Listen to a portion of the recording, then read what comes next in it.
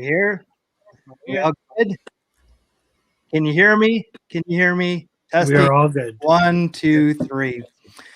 Hey, Michael here from Beer Baseball Blog, The Adventures of Craft Beer and Baseball. This is the Beer Baseball Blogcast, episode 44. Can you believe it? For March 2nd, 2021. Wherever you are watching us live today, please give us a like and a comment. Let us know that you're out there. And as always, we'd appreciate if you subscribe and turn on those notifications. So I've written about 30 openings to this show tonight. None of them good enough. So I'm just gonna wing it. This is a very special show. We had a whole show planned for you, like normal. This day in baseball for March 2nd.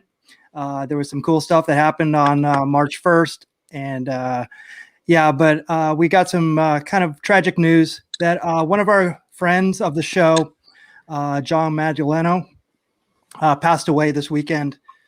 I definitely wanted to get my buddies from Halo Haven, Chris Johnson and Daniel Garcia from Halo Haven on.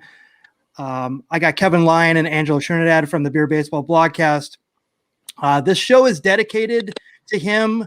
I know that it's not going to stop here. Everything that we do with the Beer Baseball Blog and Halo Haven is going to be all about John.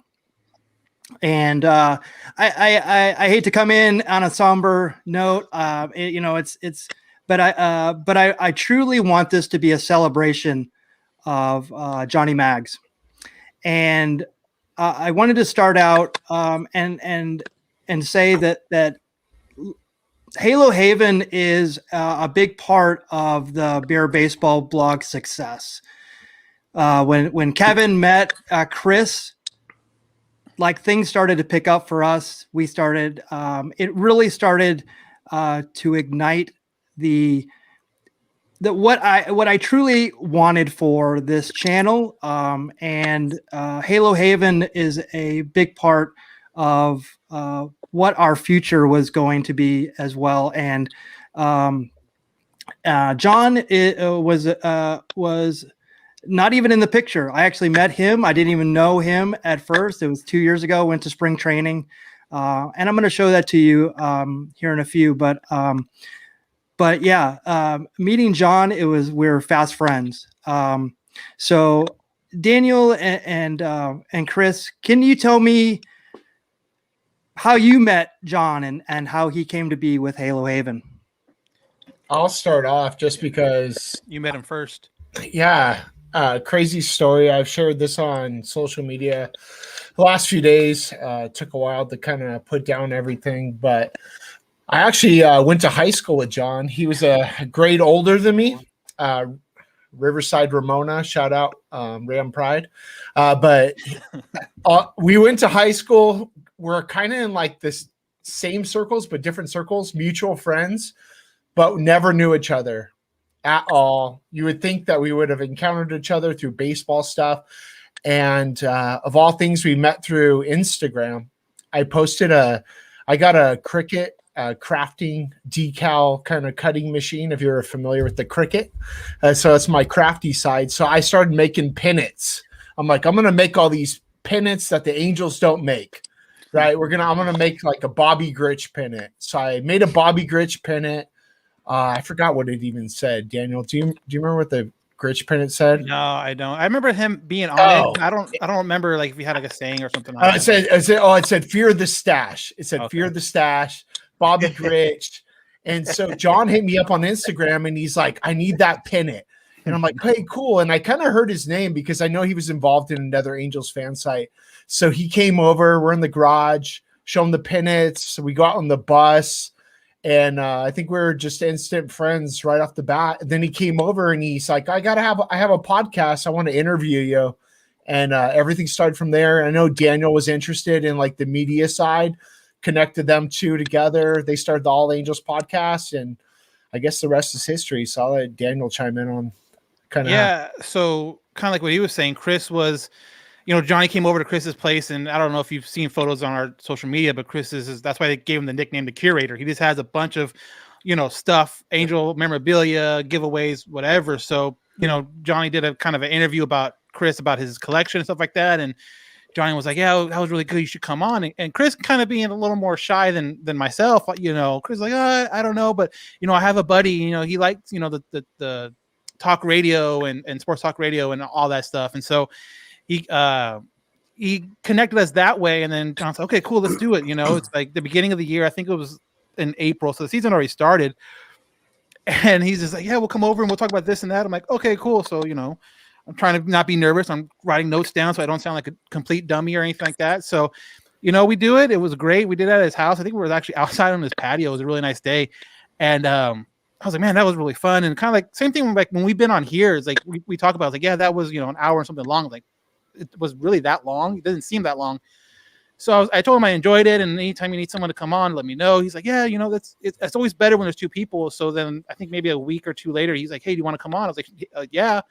And then after that, we kind of talked about it more and kind of where he saw it going and how he wanted to be more consistent with it. Because at that time, him doing it by himself, he wasn't able to put out an episode every week. And that was his main thing. Like, he wanted somehow to put an episode every week. And I'm like, well, I can help out with that for the times that family comes up or something comes up. He's like, okay. So that kind of how it started. And then from there, we just got the ball rolling. And I guess, like they say, the rest is history.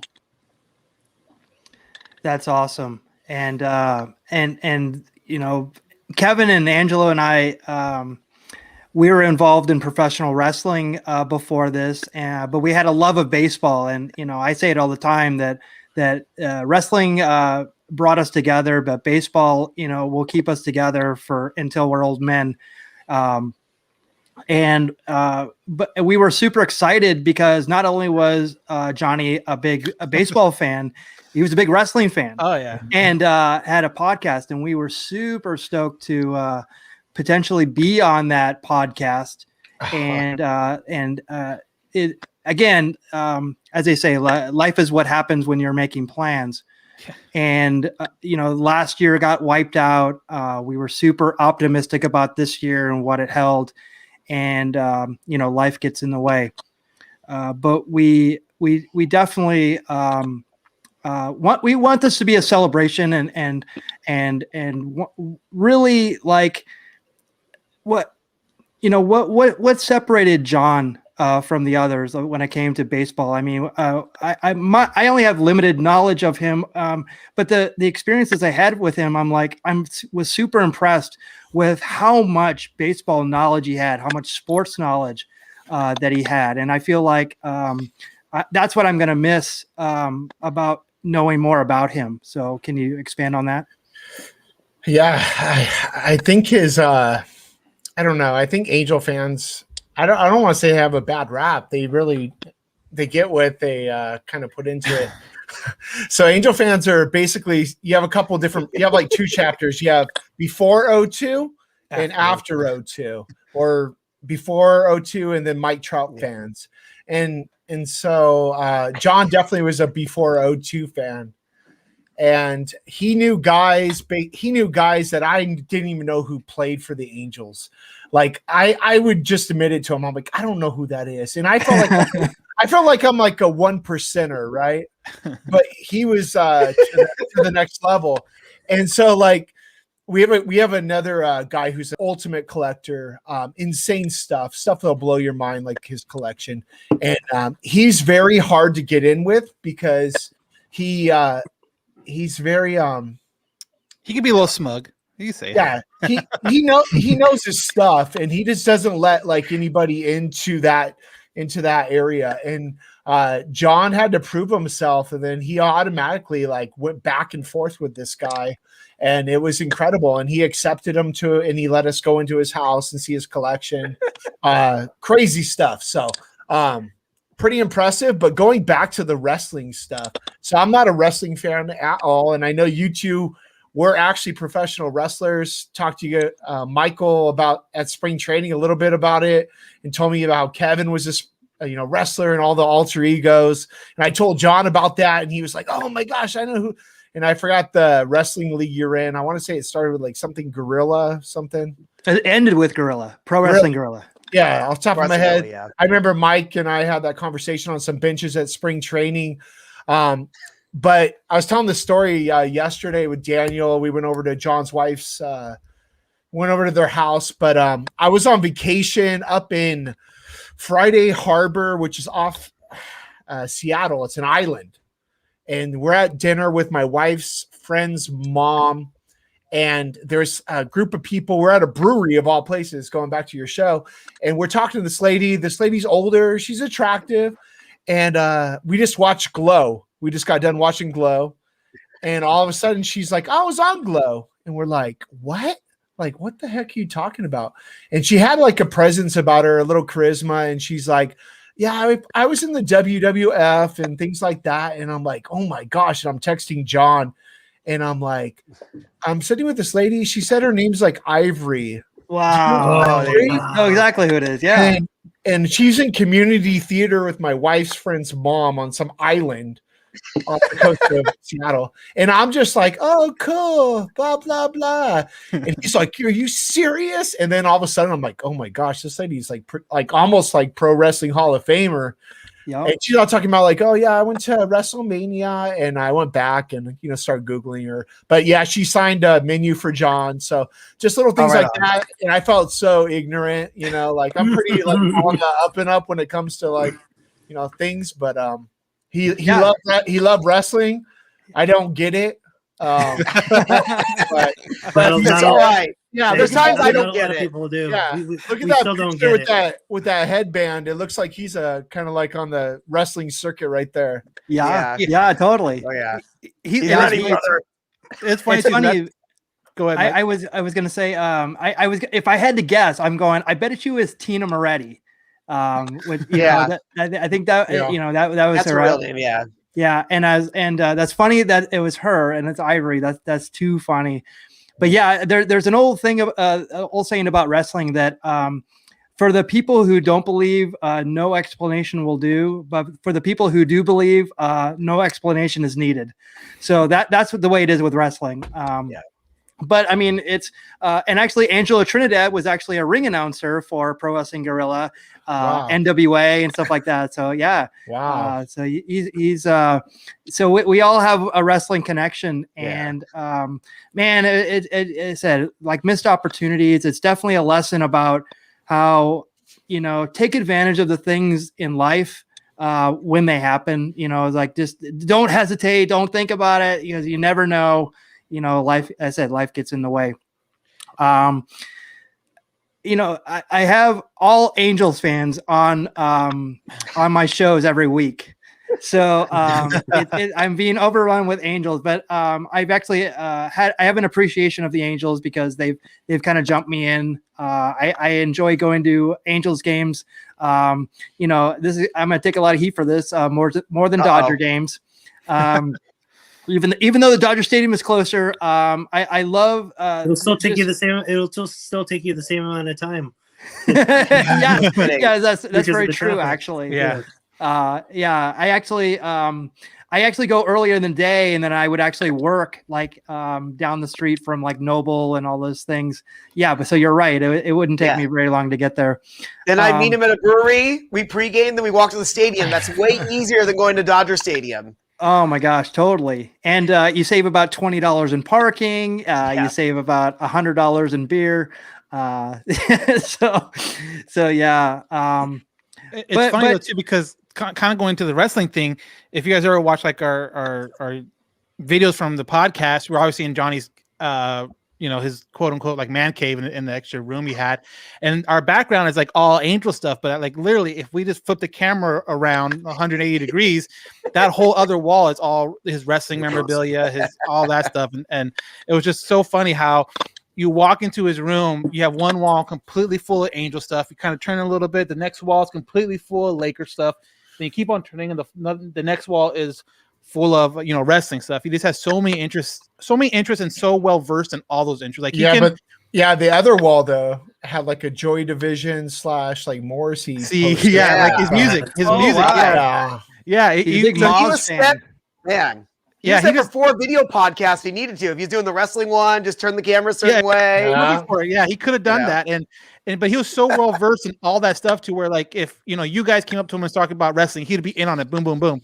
We go up to him and talk about baseball, he's in on it. A Laker fan comes in and starts talking to him Lakers, he can carry that conversation. He was just so well versed in so many different categories, and that's why I think he reached so many different people. It's just because he wasn't like, oh, I'm just a baseball guy. No, he has so many different interests and really, really enjoyed all those interests. That's awesome. And there's a picture here. You guys were super involved with minor leagues. Now, even though that, we're wearing all Angels gear, we really embraced the minor leagues as of late. We really support with small businesses, and it was like awful that the season got wiped out. Who are you with here?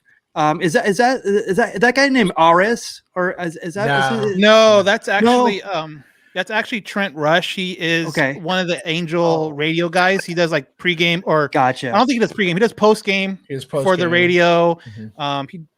He does like the radios, like podcast for the Angels and stuff like that. So he's actually really involved with the Angels like media side, and we've actually had him on the podcast a couple of times. He's a really good guy. He actually reached out to us when all this happened.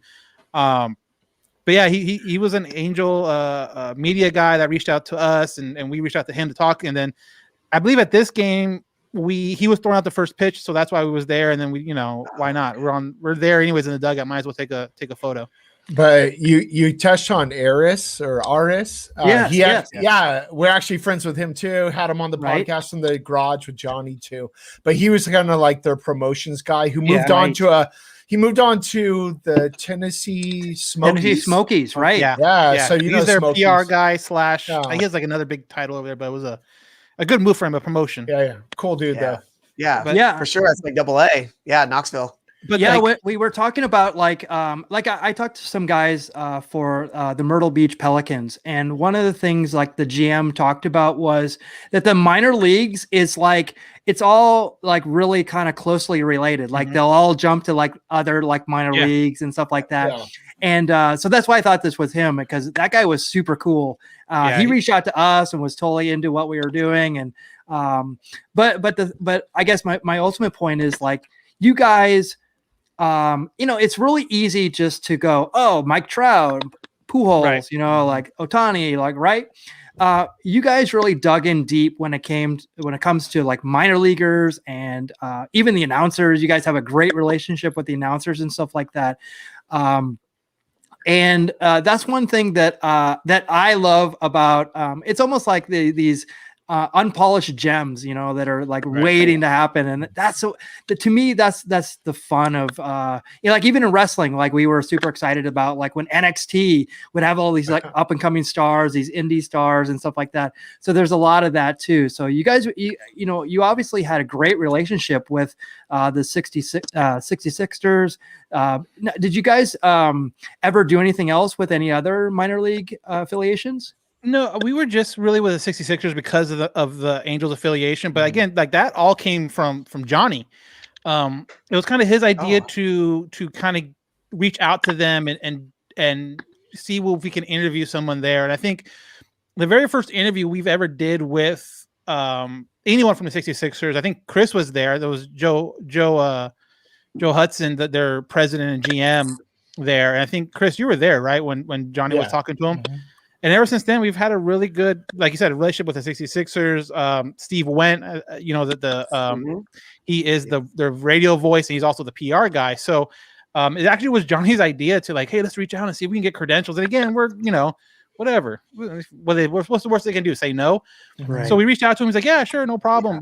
We can hook you guys up with this and that. We're like, oh, okay. And then now too, you kind of seeing the fruits of that labor kind of come to pass. Like you mentioned, like you see these raw up and coming guys, like, you have the Joe Adells, you have the Brandon Marshes, you have the Chris Rodriguez, those kind of guys. He's not in the Angels organization anymore, but Isaac Matson, he's a pitcher for the Baltimore Orioles, and same thing with Jemiah Jones, Baltimore Orioles. But you're able to kind of grow these relationships, these minor leaguers, and now we're seeing these guys go through, obviously single A, double A, triple A. Now some of them making big league debuts, and it's fun. But that's all goes back to Johnny and his idea of like, hey, let's just see if we can get press credentials, whatever. Like, it's also it's also a very easy way to get free season tickets. Yeah, I just want to put that. Kayfabe. So take note of that. As long as you can show that you have some traction, you actually are like not just you got a like, lot of views. Free season. Yeah, that tickets. you're doing stuff. Okay. Yeah, exactly. I hope they're not listening right now. Yeah. You just revealed Let's my try that grand in Anaheim, plan. Michael. Why not? Yeah, You exactly. just revealed my grand plan. I want to get like sponsored by Baseballism and There you Homage and everybody that we're doing business with, and Ebbetsfield flannels and but you're right. There you go. That's what Chris is wearing. That's right. Yeah, I remember that's how I met Chris. I just happened to be right. sitting next to him at a Yeah. random game in Tempe. I'm sitting next to him, and I'm like, "That's a really neat." I just dug the shirt, and we're talking, and he's like, "He said, Ray, listen, Mike, you go to the Sixer games?" And next thing you know, like we were just talking most of the game. Like I don't sit next to him just randomly at a random game. We might not have met you guys. Yeah, That's exactly. And so that Then I remember seeing you again, Kevin. We were on the concourse in San Bernardino. Saw you, knew you. I didn't know your connection to Michael, and met Michael randomly. So it's kind of crazy, the connection. And then you guys, met Johnny, and then Daniel and Johnny on your show. So it's crazy. But going back to minor league baseball, I don't even know if you guys knew this, but we have another layer of another Instagram handle called Riverside Baseball Memories that John started with me. He made me a co-admin on. We don't put a whole lot of work into it, but we feature all the Riverside baseball minor league teams. So I know Kevin's seen it. He knows the Red Wave, Riverside. I used to go to the Red Wave games and the Pilot games. I went a lot. That's when I first started going to minor league baseball out there in the late Red 80s, Wave. 90s. Yeah, Pilots, and then it all took off. Wow. They played over by UCR. Could never, speaking of beer, can never get a beer or alcohol license, which is crazy because you're right by the university. Right. And so they couldn't pack them in. And so they took off to like Atalanta, Lancaster, all those places. But that's what started my affinity for minor league baseball. It's just a real example of the game and how it, like its simplest form. And it's I was just watching I'm sure you guys watched it, but on Netflix there's a great documentary called Battered Bastards of Baseball, featuring the Portland Beavers. I know you guys have all seen it, but that's my recommendation. Go check it out. I feel like I'm at Blockbuster and you have like my movie I get to pick, like my VHS. All right. That's it right there. So go check that out, people. Nice. And then honestly too, like talking minor league baseball, like some of our best memories with, or mine at least, with Johnny is at minor league ballparks, because there's times where we were able to get access to guys rehabbing starts there, like Upton and Shoemaker was there, and just all these guys were able to rehab. And so I remember one day we're like, oh, so and so, I can't remember exactly who it was, and it upsets me, but we were like, oh, but it's a day that we're supposed to record the podcast, so we're like, oh, what do we do? Do we delay the podcast a day? Or do we go, or like, what do we do? And so again, John had an idea. It's like, well, why don't we just record like in the stands? We get there early enough before it's open to the public. We can literally sit in the stands before anything opens, and we can record it there and then save it on the computer, and I can upload it when I get home. So he's like, okay, yeah, let's do that. He's like, I'll reach out to Steve and see if we can do that. I'm like, perfect. Reach out to Steve, went. And again, Steve's awesome. He's like, well, you guys can do that if you want, but we have an extra like press box here that, because they're like Lancaster, or someone up north, Stockton or something like that, and we have like a visiting team like press room that, or box that probably not going to get used because the distance. And he's like, if you guys want, you guys can record in there. And me and Johnny were like, okay. So like we had our own little press box by ourselves, and like set up the mic, set up the computer, set up everything before the game, and it made us feel like such big time, like just, like, oh, this is so cool. We look out onto the field as we were recording, and we're talking like, oh, at this time, like that's Brandon Marsh warming up in, left field and stuff like that. That was awesome. And then too, throwing out a first pitch. And there you go. Another 66er event we did with Slick. Yeah. And then I think that's the same day I threw out the first pitch to Johnny. And I mean, like I said, our best memories are at the Inland Empire 66ers. Like we were there so much, and it just Yeah. So cool. When I was a young kid, I would have never imagined that I'd be driving Angels themed baseball bus into a stadium that barely cleared the entrance by like 2 inches, and I bent the mirrors. Oh my god! And kids are jumping all around it and jumping out. I remember this kid like fell super hard. I was like, oh my gosh, they're gonna sue us right now. And I'm like, what the hell's going on? But yeah, that's the moment I felt like we made it. That's awesome. So I wanted to play really quickly. Was the first time that Chris, you and I met, but ultimately I met Johnny this day. So it was at spring training in Arizona and Tempe in 2019, I believe. So let me play that real quick.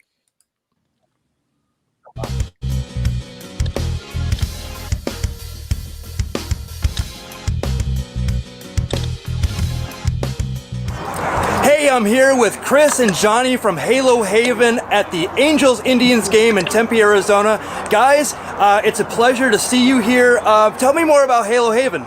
Well, it started off in 2010. We were always lifelong Angels fans, and then we had the desire to like take what we're doing, our collecting, our fandom, our memorabilia, and just like the meet and greet with just other Angels fans and all that, all those relationships to create this kind of a fan page. So awesome. That's kind of where it started, and then it's led to other things. Now we're doing a podcast. You probably heard this guy on the podcast over the years. Met up with John, and he had his podcast going, and then things kind of grew from there. Yeah, it's all about gathering Angel fans together for the same love of one team, and spreading the love of Angels baseball. So I've been out to Angel Stadium, and you guys have a bus that you have, and I'm actually going to put a picture of it because it's pretty amazing. You didn't bring that bus out here this year. Yeah, there is this legend out there. Yeah. It's of the rally bus. Yeah. It does appear from time to time. It's kind of like Bigfoot. It will. Yep. It hasn't made its way out here, frankly, because I don't know if we trust it to make it past Blight. But maybe one year we'll bring it out. But we do charity events for the bus. We'll take it out to the stadium about 5 times. We did a touch a truck last weekend in downtown Riverside. So we let kids just, waller all over the place, break stuff. So yeah, I hope to get it out here in the next few years. Well, and also you take it to Angel Stadium as well, and you park under the A, right? Yeah. We last year we did opening day. We try to get out there at least 2 or 3 times a year. Yeah, mostly like promotion days, bobblehead days, like on a Saturday. So the bus is completely shelled out. It's like a little short bus. It has seats from the old stadium. Yeah. The old orange seats, if you can remember those. Yep. So inside, fake grass. It's kind of like a little lounge, little baseball fan lounge. It's super cool. Do you guys enjoy craft beer? Yes. Absolutely. All right. What is your favorite craft beer in Anaheim? Anaheim. I don't know. No? We have some craft beer, a lot of craft breweries in Riverside. Oh, Riverside. So you guys know Riverside. Yeah, right by my house. We have the Packing House Brewery, if you've heard of that. Yeah. It's called Wix. Wix is in Wix. I like Wix. Yeah. So then you have Hangar, that's pretty close by. So those are some of the ones we like. I wouldn't say it's a hidden secret, but if you guys make it to Noble, I know you guys before the game go under the A. We actually go to Noble. So Noble is a big stop for us. Also, there's Backstreet Brewing that's right down the street as well. But guys, I think we have a game to see, so we better get in there, right? Yeah, let's go do it. All right, let's do it. I just want to mention Chris's outfit in that bus, it being the whole stars and stripes. I don't know, suit. That was nice. Oh yeah. I don't have a picture of him. Oh yes, I do. Yes, I do. Right here. Oh, there it is. there you go. Right on. That picture was taken. Yep. That's awesome. So because I know Michael and I checked out the bus. I don't remember if it was 2019 or 2018, but I remember we did check out the bus. Yeah. I want to say it was like opening day too. It was opening day. It was opening day. Yeah. I don't remember if it was 2018 or 2019 Yeah, it's at the house right now. There you go. Side of the house. So. Right on. There's so many stories. I mean, there's one story that comes to mind with the bus and all 3 of us. We had a friend of ours reach out, and they had a sub place out in Cyprus, and they wanted us to come out, and they were Angel fans, obviously, and they wanted us to come out and kind of do a little promotion with them and bring the bus and stuff like that. And Chris, you want to talk about the rest of that story? Yeah, it was Cinco de Mayo of all days. So we're rolling on the bus. I bought 4 brand new tires. The bus has 6 tires. It's a dually in the back. And so I'm like, okay, 4 tires. That'll be all right. You know, like let's just invest in a few more tires, no big deal. So we barely, if you're familiar with Riverside, we were like barely getting out of Riverside. We were like at the edge of Corona, McKinley. no. All of a sudden, John's doing a live stream. Yeah, I'm he's driving on the live stream, bus. I'm like waving. this. Like, yeah, we're going here. We're doing this. It's gonna be lit. Blah blah blah. And then all of a sudden, it felt like an IED hit the side of the bus, and I'm like, what happened? And the tire blew on one of the Jolies, the one I didn't replace. It hits the metal on the side of the bus. It bends everything. This thing's hitting the side like this little I don't know, like this piece of rubber, just smacking it. So we're stuck in Corona, and these people are all hyped. They're so hyped that we're coming. We don't want to disappoint them. The girl, she's a Strike Force girl, and her parents own this sub business, and we don't want to let them down. So we went to Walmart, tried to get a new tire. They wouldn't do it because it was oversized. We went to some place in like Home Garden, super sketch. We sat around for a couple hours, got there late. Probably like $500 later, we had the bus. The bus has never been the same. It's still bent out. I don't even know if I want to even like fix it at this point because it has some battle scars. Yeah. So that was one of the biggest memories, and it was super hot that day, as Daniel knows. And we're like in the back. They're in the back with like no seat belts. Like one of them sitting in a stadium seat, uncomfortable because you got like the metal like riding into your hip. So that's always one of the memories. And then in that interview you did, Mike, man, that's crazy because I think I saw it like right after you did that, but man, that's cool. And I hope you could send that over to us because I'll forever cherish that. But I don't know if you saw the name tag that John had on. We were talking about this last night, and this is one of the stories when we were coming on this podcast today. I just wanted to share. So we made these name tags in addition to our press passes, but John made like a little like picture of us, each of us, but he liked to take like our face and like superimpose it on things like old Angels players or whatever. So he made these, and I made like a baseball card, and then I work at a high school, and so I took advantage of my access. And so we made ID cards that look like a press pass. And so John was dangling that right there. And this spring training in particular, we didn't buy tickets at all. John and I did it. Daniel and Courtney did. But it was a Saturday game, and they were like charging like $70 to get in. And we're like, we're not doing that. So we went to the lower fields. We kicked around, watched got some up close, access and stuff like that. But we're sitting there outside the gates at Tempe Diablo, just looking like two sad kids. Like, oh, I wish we can get into this game. Yeah. Oh, shucks. And it was like the 6th inning, and then the ushers are like, "What are you guys doing?" And he saw that press pass that we made, or it was supposed to look like a press pass. Yeah, they let us right in the gate, and they didn't even like make us go through the metal detector or anything. So the moral of the story, kids, is if you act like you know what you're doing, and you can do whatever you want. That's funny that you say that because so I had to do the thumbnail for today's show, and then if you look at the picture that I have here, that's the picture on his press pass. It is. You're absolutely right. Yeah. Oh, nice. And I'm like, oh my God, like that's the same picture. It's like it looks like a press pass. It's amazing. Yeah. And we were talking about this too, about the spring training. Someone was asking me about they're like, oh, did you hear that like this year's spring training was like $150, right? And I go, that doesn't surprise me in the least because all those games are actually charity games. Are you aware of this? No. So, like for instance, Scottsdale. Scottsdale Stadium is a perfect example of this. It's run by like the Scottsdale Charros or something like that. Yeah. Everybody who's there, from the ushers to the people that are doing everything there, they're all volunteers. And so nobody gets paid. You actually have to it's all volunteers, but all the money goes to the Scottsdale Charros, which is like a big like nonprofit. It's basically divvied out. So I think it's all a big charity event, and it's been like that for years. Now, I might be wrong on the logistics of it, but from what I know, because I grew up in Arizona, I've known about this for a long time, because like this has always been the thing with spring training. It's not actually run by, the Major League Baseball teams. So, that's why I was like, I always question. I always said, like, this year, like, for instance, if it's limited attendance, I'm like, and say they have 1,000 people, are they going to charge like real prices for it? No, it's a premium ticket, supply and demand, right? So they're going to charge like crazy prices for it. So I was discussing enough paying like $35 like 5 years ago or so, whatever it was. I went to Tempe and I bumped into Chris. I'm like, I can go to like 2 or 3 Angel games for this much money. I was like, is it really just like it be that much closer? These guys are going to play for 2 innings. I'm like, yeah.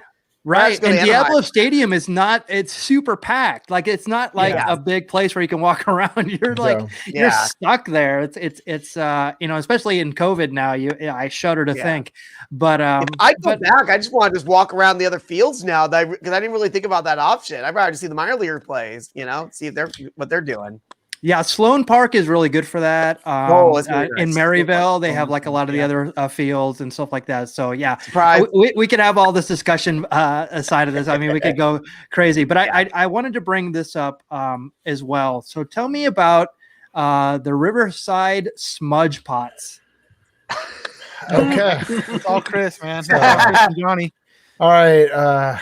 So I've always been a fan of vintage baseball. I know you guys are familiar with Ken Burns and the baseball series, or the innings 1 through 9. So in like the off season, I used to always like watch Ken Burns baseball, get ready for the season, stare out the window, like I think Roger Hornsby said, where you're waiting for the season to come. But I had this opportunity to start a vintage baseball team in Riverside. I tried joining a team and they were all full. There's a league in Southern California called the SoCal Vintage Baseball League. And so I said, I'll just start my own team. So I called John, and I wasn't going to do it unless he said yes, because it's a huge undertaking. I just didn't know where to go. So I called John. I'm like, hey, do you want to be on a vintage baseball team? We play 1886 baseball rules, equipment, all that. And he's like, yeah, I'll do it. And as we've already talked about, John does, he's involved in he's like down for things. Like anything. That's the fun part. He's like, oh yeah, why not? Let's just do it. So all of a sudden we're starting a vintage baseball team. We're calling up all the people we used to play baseball with, and it was kind of hard to get people to believe in the vision, and they just didn't know what to expect. They'd never seen it before. It took a long time, but we got some people. We got a ton of press. We were on channel, I forgot what it was, with Ken Hill. If you remember Ken Hill, like he's old time, sports guy. And so we end up actually not doing well during the season, but we turned it on in the playoffs, and we actually won the championship for the inaugural season. But this picture right here, you'll see us in front of the Heritage House in Riverside. So we actually put on like a clinic at one of their like little festivals, and John was signing autographs. We attached a Sharpie to a feather quill. Nice. And John, there's a picture I posted on Instagram of him signing autographs for kids and signing on Big Time. That was his nickname. So in the vintage circuit, you have to have a nickname, and it's usually and the way it works is that you have to earn it. But John said, nah, I'm Big Time. And then I said, okay, you're Big Time. There it is. And so we have baseball cards and all sorts of gimmicks, but it's been fun. We've had a former major leaguer throw out a first pitch. So we try to like create the experience, and it's been fun to actually play baseball again. Tired of softball leagues and all that nonsense. Yeah. So 35-inch bats, 40 ounces minimum, Gardner glove, and all those wool uniforms on 100-degree days. So it's like in the summer. Yeah, so we're working on Riverside. Oh. Riverside. We're working on like a tribute game at the end of this month, like a memorial game for John. So stay tuned for that. Riverside Smudge Pots at Riverside Smudge Pots on Instagram, Facebook, and all that stuff. But yeah, we've been pretty well received by the city. We don't claim to be the best out there. Obviously, we're not like semi-pro or nothing. We're getting older. We got guys from like 22 to 55 on our team. So just to give you an idea. And then remember, I went to go watch them at one game. I think they're out in Long Beach. Baseball.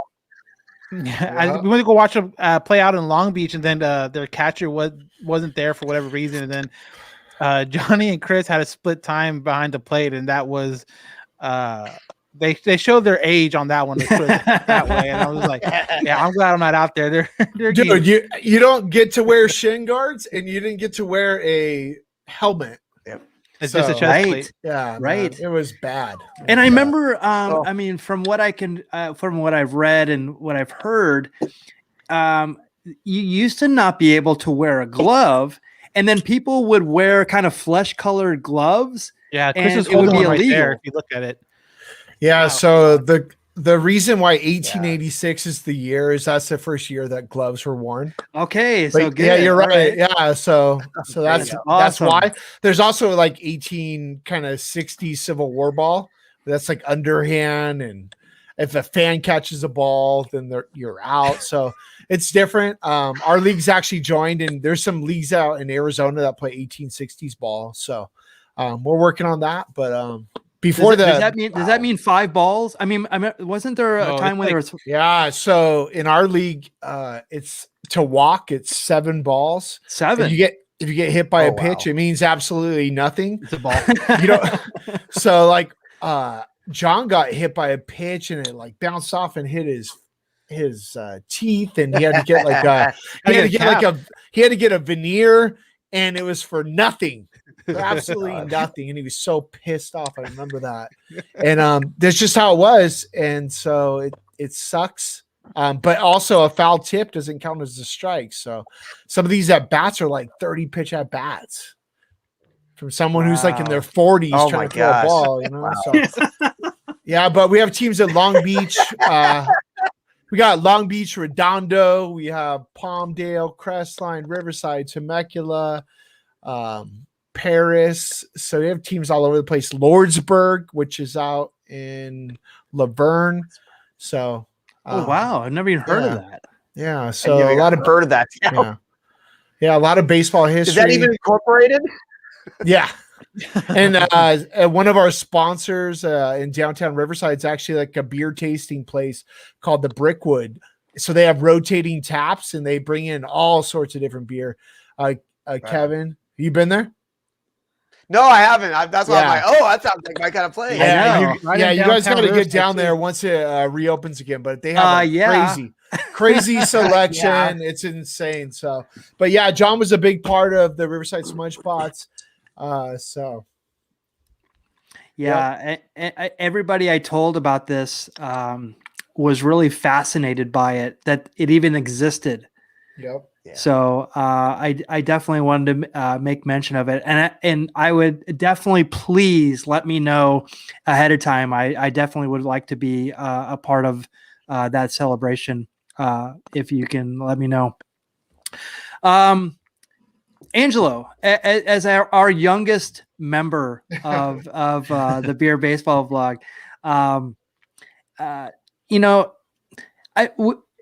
I love doing our show every week because we get to be like the old man. Like I always say, like Kevin and I are the Waldorf and Statler of the Beer Baseball blog. Like this. Oh, look at those kids out there. Look at that Fernando Tatis swinging at a 3-0 pitch. So I love educating Angelo every week. But Angelo is a huge Angels fan. So, what are your thoughts? I definitely want to know what you're thinking. Obviously this is somebody that you may or may not have known of. But I wanted to get your views here. Yeah, so I mean, I never had the opportunity to meet John. I really just know of him through your interviews with him and through his friendship and partnership with Daniel and Chris. But man, just hearing some of these fond memories that Daniel and Chris are sharing, and seeing him being interviewed on the Happy Hour, and his interest and love for wrestling and for the Angels. I can't help but think that it would have just it just would have been so natural and organic had we had met, and it would have just all been 5 peas in a pod, call it, or 6 peas in a pod. And I'm really bummed I didn't have the opportunity to meet him, but just based on this conversation today and the relationship that Beer Baseball has had with Halo Haven and the All Angels podcast, I feel like I already knew him to begin with. So obviously not to the extent as Daniel or Chris, but definitely we're going to do what we can here at the Beer Baseball blog to make sure his memory lives on, and really his contributions to the Angels community. And it's one of those things to where you look at all these teams around the major league and even minor league teams have all these podcasts and stuff, but I always knew of All Angels podcast. I always knew of Halo Haven. I always knew the legend and the lore of the bus, and I've never seen the bus. So Chris, I'm going to have to hit you up, and I might pick you up and take you to work one day. that'd be awesome. I don't think I can make it that far. Yeah. It's funny in the interview, like, oh, can't even get by Blythe. I'm like, man, dude, Blythe can't even get by Redlands. Blythe is crazy, man. It's made it to the beach, I'll tell you that. So yeah. I remember I'd asked Chris a few years ago, I'm like, are you ever going to bring to Angel game? He's like, I don't know if they'll make it. That's like when I first met him, like, oh, okay. I'm trying to pass the smog test right now. That's the hard part. Yeah. There's places that'll pass you. Yeah, exactly. Yeah, if you know anyone, slide into the DMs. Yeah, Angelo, I really appreciate your thoughts and comments, and even though you didn't know him, the impact that he made, and just thinking about, this is a guy that Joe Adele did a shout out yesterday for, and baseball players, it's not because they don't care. They just get so many people and so many messages and things, and they're trying to concentrate on their own game. So for that to happen, like for Joe Adele, Angels #1 prospect, as you guys know, and we talked about how you're collecting Adele stuff, and for him to take the time to repost a picture, pretty crazy stuff. So and then too, sorry, Daniel, I'm gonna cut you off. And then like this guy, unfortunately, there's a lot of tragedy. I mean, he was really good friends with Luis Valbuena. And when I say that, it's not just like, he knew him. They texted, he got tickets for him. He left tickets at the box office. And that relationship all began at Inland Empire when they were affiliated with the Mariners. So John told stories about Luis Valbuena, Felix Hernandez, and somebody else. Oh, no. What's the guy on the Adam Jones on the Orioles? When he was on the Mariners, like when he came up, they all were at his parents' house in Riverside, like in the pool in the summer.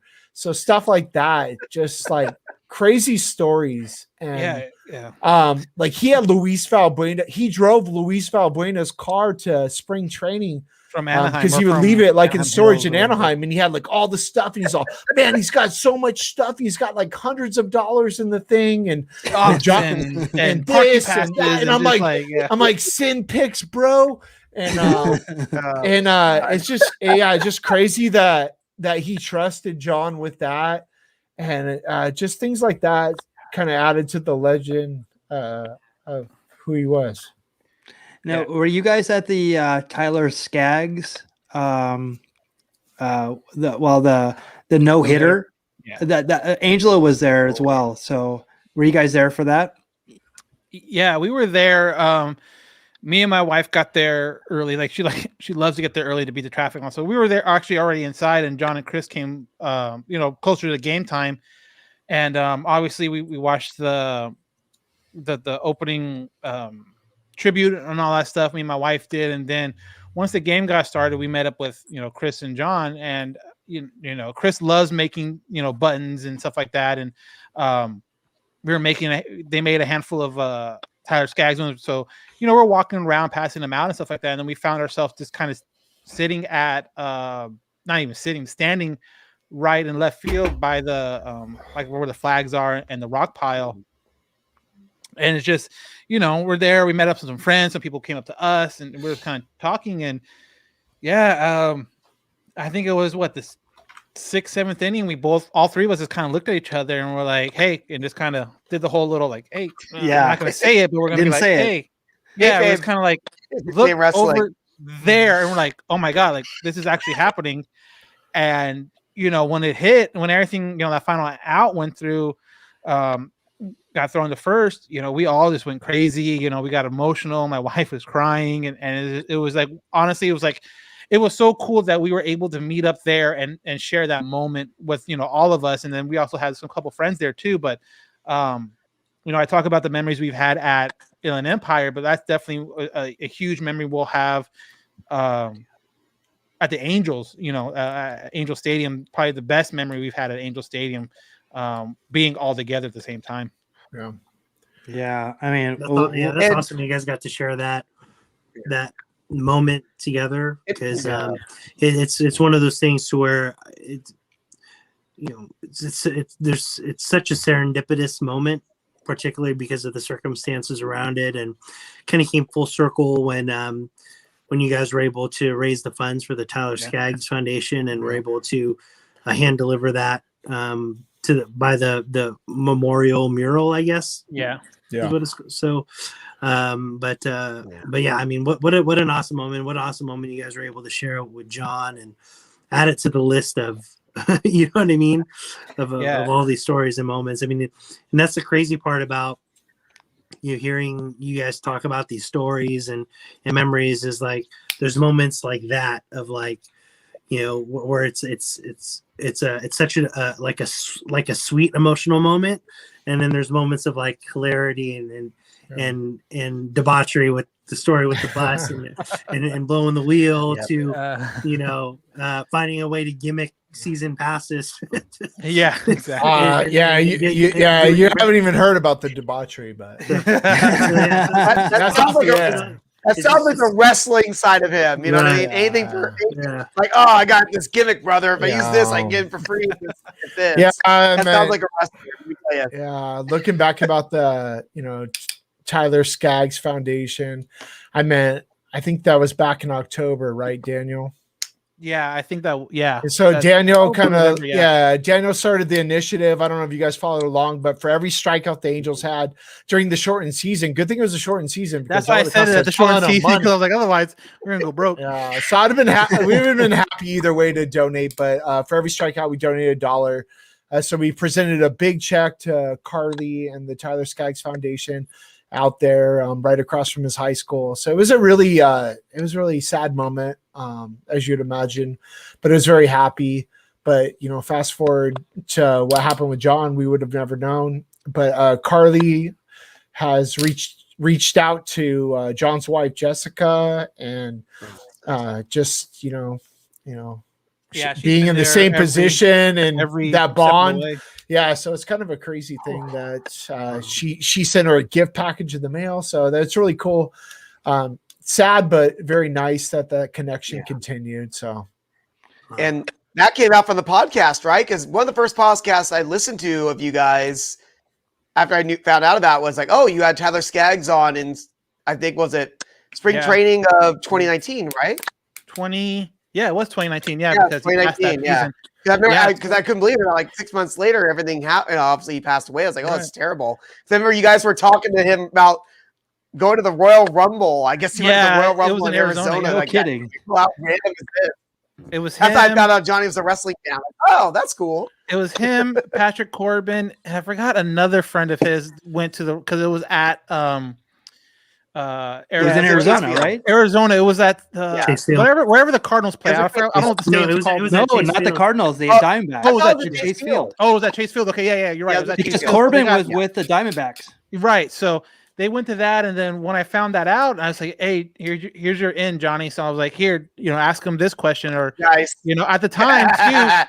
At the time, Patrick Corbin just signed like some big contract or something like that, and I was like, "Hey, dude, you should ask Tyler if that was Patrick's contract was in the because Patrick Corbin had a Money in the Bank briefcase, like prop or whatever." So I was like, "Oh, you should ask him if his contract's in there for this last off season." But yeah, I mean that happened so organically too, because when we talk to athletes, and John knew it too, and he was able to talk to a lot of guys about music, especially. You talk to these athletes and you talk about something other than the sport they're in, they're all open up to it. Like they're just they'll be, "Oh, my fastball was this or that, blah blah blah," because he get asked all the time. But then you ask Tyler about how was the Money in the Bank or the Royal Rumble, or how the Lakers doing it, and they open up and like, Tyler was like, "Oh, I'm not big into wrestling, but Patrick was, and I went with him, and it was a great time, and all that stuff, and this and that." And yeah, that was a lot of fun. And to Carly's credit, she's been there every step of the way, and the Patrick or the Tyler Skaggs Foundation has been awesome with us, and yeah, we were so glad we were able to do that. And honestly too, like Jess and Carly clicked there, Jess being Johnny's wife, they clicked right there. They talked a lot to each other, and so when this happened and she found out this situation, she was like, "What's going on? Tell me." And she's been there every step of the way, and she didn't need to be in, and it was really awesome for her to take a genuine interest in what's going on with our friend, and we really appreciate that. That's awesome. And so I just looked this up. Are you ready for this to come full circle? Oh no. So the 2019 Royal Rumble, it was at Chase Field. The winner of the 2019 Royal Rumble was a man named Seth Rollins. Seth Rollins used to wrestle as Tyler Black. I wrestled Tyler Black in 2006 on MTV. Yep. Wow. That's like Nice. was like the Kevin Bacon, the It is separation or whatever. Yeah, there you go.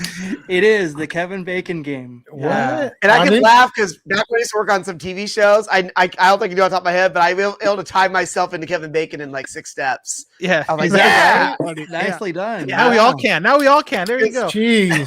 Yeah. I was in a movie of Tom Hanks and Leonardo DiCaprio as an extra. Catch Me If You Can. So I'm sure from there it easily could tie into Kevin Bacon. Oh wow, I wasn't even aware of that. Really? Wow. Yeah, I was an FBI agent at the end of Catch Me If You Can. If you ever seen that movie, it's a really good movie. Rewatch it now in slow mo. You might see me. You might see me in the very back corner of the end of the movie when he's an FBI agent. Funny you mentioned little mini cameos in movies. The one thing John love talking about is his little cameo in Angels in the Outfield. He was there. Oh my God. He was there the day they recorded at Angel Stadium, and he always says, and I have yet to go back, but now I'm definitely going to do it. He says there's a scene where they open up the gates at the turnstile, and he's the little kid in the I think Chris said it, like a little Ram starter jacket, and that's at the very beginning of Angels in the Outfield. So there you go. There you go. Jose Tapia, Johnny Angels in the Outfield. Hey, have you seen that, Daniel? No, I haven't seen that. Okay. Yeah, so they're filming, and if you watch, Angels in the Outfield, if you love it or not, I'm not a fan, but I think it set our franchise. It set our franchise back like 20 years. But anyways, yeah. So he just happened to be at a game, and they roll up the gate, and they said, "Hey, we're filming. Is that cool?" And so of course he's all about it, but he's this chubby kid. First in line, right at the turnstile, and he's wearing a Rams jacket, like a Rams starter jacket, satin, all that stuff. But he's a Raiders fan. Yeah, there it is. He's a Raiders fan, and Jose Tapia knows all about that. God. Yeah, so he sold out big time. But we had Jose Mota on the podcast, and Jose Mota was an extra in For Love of the Game with Kevin Costner. So John has to be like, "Oh, okay, that's cool, but I was an extra in Angels in the Outfield, blah, blah, blah." So he was always proud of that. He was into the obscure just the weird stuff. He What was liked his favorite player? What was his favorite player? Rene Gonzalez. There it is. Yeah. He wasn't into the stuff, and that's How why random. I think that's Exactly. why we bonded. I'm gonna share a few items I brought with me from the garage that kind of remind me of Johnny. So the first one, you probably have never seen this thing. I'm gonna present to you the Heavenly Halo. There you go. Oh, You guys seen that? You know what this No. is? Right. Yeah. There you go. So I heard about this thing. I bet you remember that. I might have had that as a kid. So this guy in Riverside actually invented it, and somehow he sold the promotion to the Angels. So back, I think it was the 85 season. I think it went into 86. It's a noisemaker. So way before the Thunder Sticks, yeah. the Heavenly Halo goes around like a little noise ratchet. So I'll perform it real quick. Yeah. Wow. Yeah. I think I had that as a kid. I'm Yeah, pretty sure I got that. I'm sure you had it. Oh, I wish but I a lot of them, I think they all broke and stuff. Sure. So all these years Oh, of I'm sure mine. I've been to millions of swap meets, eBay. I'm on eBay all the time. Never seen one. So John's like, yeah, I got a Heavenly Halo. You could have it. So he gave me that, added to the collection. Kind of an obscure thing. And then this other thing's super random. So last year on opening day, we were in the garage doing a live stream, got some new equipment, messing around. Game was going well, but you know the Angels gave it up. Pitcher by the name of Daniel knows, Hobie Milner. So Hobie Milner was an Angel for 1 year. He comes in a lefty, dropping curveballs, hanging them up there like at 67 miles an hour. I think it was No bitterness here. Olsen, Yeah. Matt Olsen. Matt Olson hits like a grand slam, walks it off opening day, 2020, right? So for my birthday, John kept on going, hey man, check your mail, check the mail. And I'm like, what's going on? So I checked the mail. All of a sudden I got a package delivery from Roosevelt's. It's a brand spelled VLTS. They make all these like Hawaiian shirts, like Major League, Sandlot, stuff like that, kind of funky shirts. So he got me a Roosevelt's Sandlot shirt. I was super hyped about it. And then he's like, did you see what else is in the bag? And I'm like, no, man. And then so I got home later that night and he sent me this Hobie Milner. And I know you guys are all about cards. Hobie Milner, USA, signed, probably like an insert card. Oh my God. Probably worth like $1 or something. But he bought it off eBay and he just Angelo, wanted buy it off of him. Yeah, so he Angelo, wanted me to $2. like see that so much. And then lastly, I want to share with you the oldest card in my collection. I just picked this up. You guys, we're talking about cards ahead of time. This 1917 Xena card from the LA Angels, which is as you guys know, a PCL team. So that's probably my oldest card. Wow. Awesome. Very nice. But you are the curator. That's how I got Yep. his name. Yeah. Kevin only has Hall of Fame baseball like signed bats and stuff like that. Yeah, He has a whole like Hall of Chris and Fame. John both had the random stuff. That's what I still have. Yeah, you don't have a Hey, 1917 I have card. that here. Like nothing's here. There's nothing to see here in my little apartment in Anaheim, California. Exactly. And that is so awesome. You know, we could go all night talking about Johnny and his impact. We definitely need to continue this conversation, and I'd like to definitely do something around his memory. Is there any place that we can, contribute, or is there anything going on with that? I don't even know. So I'm actually throwing it out there. Actually today, again, Johnny was a man of many interests and many groups. Like we mentioned, kind of his sports interests, but he's also part of what they call the Bearded Villains, and he was part of their IE chapter, and they do a lot of charity work around the community. In Riverside, Casablanca is kind of a an area in need kind of stuff. So they would do like toy drives and raise money for certain things. And so, his brothers from there set up a PayPal, and account for that reason to, the hospital bills, the services, that stuff doesn't stop. Like, even though Johnny was a great guy, that stuff still comes in the mail. So they were able to set up a PayPal account. And if you go to our Twitter, it is actually the pinned tweet up on it. So you can go there, click the link, you can donate there. Or if you're on Instagram, you can, it's the link in our bio, in the Halo Haven bio. And again, both social media pages are at Halo_Haven. So we just got that today, fortunately. So, we got a lot of traction from that already. So I want to thank everyone out there that has donated already. But yeah, if it's $1, $2, whatever, it doesn't matter. But obviously it's going to go to help his family, help his wife, help his kids. But yeah, so definitely check it out. It's again, Halo_Haven on Twitter. It's our pinned account, our pinned tweet, and then if you're on Instagram, it is in the bio. So, like I said, any little bit helps, and we're hoping to kind of ease a transition that is never easy for anybody. Yeah. So here it is right here. So this is Halo Haven, the pinned tweet right there. Yeah. So yeah, please check that out. I wish I would have reached out to you before. I would have put up a slide and everything on this. We found out about this like 2 hours ago. So don't. Yeah. Oh, great. Okay. We found out a little bit a while ago. I want to give a quick little shout out to. Again, we think we're media. We like to think we are, but shout out to Red Bollinger, Jeff Fletcher from the OC Register, Fabian Ardaya from the Athletic. All three of those guys have retweeted that, and if those three guys can't reach pretty much every Angel fan on Twitter, that I don't know who can. So I want to thank those guys. I don't know if they'll watch or there's a spring training game on, so they're probably all busy. But all three of those guys have been awesome, and Red has been.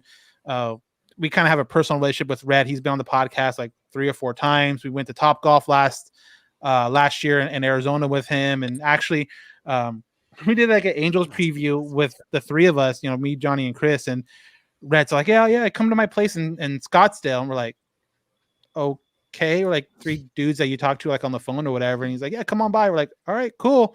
And then Rhett led us into his rental house in Scottsdale, Arizona during spring training. And, big shout out to those guys and getting it out there. But yeah, we're trying to reach as much people as we can. But like I mentioned, like $1, $2, $3, whatever, anything will definitely help. Yeah. And we just retweeted it on our Twitter account. So at Beer Baseball _ hopefully I can get the Beer Baseball. There's actually this like a dead account. I wish I could get at Beer Baseball, but I have to have that thing. But just look for the B on the red, and that's us. So we definitely wanted to put that out there. Thank you guys for today. It's this has been really tough. Always tough to lose someone. I know that, I know he had Johnny had been sick for quite a while, and I was really pulling that he would pull out of this, and it was really saddened to see that he didn't. Regret. I have a lot of regret in my life, and the pandemic, everything didn't make it any easier. So we're gonna miss Johnny a lot, and but we really appreciate you guys coming on. What we're gonna do right now is we're actually going to do a replay of our very first Hoppy Hour, which was actually in October. And Johnny was a big part of that with Daniel. And we had a lot of fun with that. It was actually our first foray into kind of expanding the Beer Baseball blog and what it could be. Super casual like it is today. And but man, he was great on this, and we definitely wanted to honor him by replaying that. So thank you guys. Thank you, Angelo. Thank you, Kevin, for joining today. We look forward to doing more stuff with Halo Haven. Definitely. You guys have been tremendous. And, unfortunately this happened, but I think our bond is even stronger because of it. Yeah. So we'll definitely keep his memory alive. I know I'm interrupting. Okay. No, go for it. And Go you for it. guys gave us so much time today, and I really appreciate that. We're gonna look back at this and just be cherish the memory. I'm just gonna read the Instagram post that I wrote the other night about John. It's hard to sum him up, like we've said, in so little words. Just you can't do it. We're working. Him and I started a documentary called "The Halo Grail" in search of the most revered item in Halo history, whatever that may be. So I'm going to try to finish that documentary. So if you guys want in on that, I welcome you. We're going to have opening day in Halo Haven. So if you guys want to come on over, you're welcome. And then I just want to kind of leave you with this about kind of who Johnny was. So Heaven gained another angel today. John Magdaleno was a generational talent with an affinity for the obscure when it came to Angels baseball. He would scratch the rails on the upper decks in hopes that it would unveil the bright orange paint from the California Angels day. If you guys remember that, there's a lot of orange in that stadium, but Johnny was obsessed with that. He despised the periwinkle logo. He couldn't stand it. It made him sick. It just, oh man, if you wanted to get him irritated, wear a little Disney logo. But he relished in the fandom of the 80s and 90s and was definitely a fan before 02. Founder of the All Angels podcast, John connected with Chris and Daniel in 2017 and became part of Halo Haven. The trio worked to expand the podcast and interview players and on-air personalities. Whether it was pressing buttons in the parking lot or simply talking baseball with fellow fans, John's charisma was big time. John often bragged about being in his cameo in the Angels in the Outfield as the chubby kid with the LA Angels starter jacket that is first in line at the turnstile. John's Halo Grail of Angels memorabilia was an orange trash can with the signature Anaheim Stadium logo from the 1980s. He was always in search of it. He thought he saw it one time down in the old bullpen. It will be our quest to locate for one for you, brother. The Halo is lit tonight in Halo Haven in your honor. So I just wanted to leave you guys with that, just kind of who he was. Thank you. Thank you for that. That was tremendous. Cheers. To John. Cheers John. to John. We'll see you Jeff soon, Tone for and everybody. save us some good seats. Yeah. Definitely. Godspeed, John. God bless. Michael here from Beer Baseball Blog, The Adventures of Craft Beer and Baseball. This is the Beer Baseball Happy Hour, episode 1 for October 24th, 2020. This is a roundtable baseball discussion. All we ask is that you bring something to drink and an opinion. Doesn't have to be alcoholic. Could be water, could be milk, could be tea. But thank you for joining us. Before we get started, wherever you're watching us live today, please give us a like and a comment. Let us know that you're out there. We're doing this for the first time on the weekend, so we're testing this out, and we have some pretty special guests with us.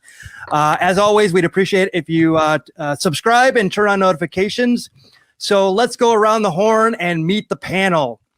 First, our guests are from Halo Haven and All Angels podcast, Johnny Maggs and Daniel Garcia. Welcome, guys.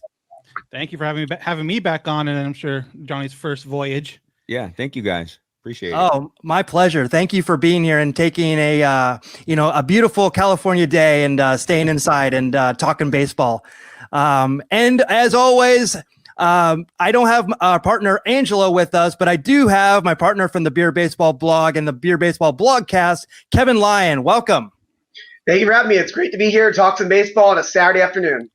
Awesome. My name is Michael Mondragon, and I'm in a virtual room, as it were, with 3 big Angel fans. So we definitely have some of those topics on the board. So actually, let's look at the topics that we're going to throw out there today, and let's have some good discussion. Actually, before we start, are you guys having a beer today, or are you guys staying clean? I know Kevin wants to have a beer and he can't because he's got to go to work later. Yep. Yeah, I have Belching Beaver, Bantam Bride, Oh, Deftones. Nice. Great beer. Love the Deftones. That's my favorite band ever. But the beer is actually really good. Belching Beaver puts out some good stuff. So I have a bunch of cans here. They got the Digital Bath as well. Really good. Yep. Swerve City, probably my favorite. Nice. There. Then the freshly released White Pony. Right. Here. Oh, look at you, boy, Kevin. He's outclassing you. I know. And you drank that Deftones beer on the show before too, on the Tuesday show. If I remember correctly.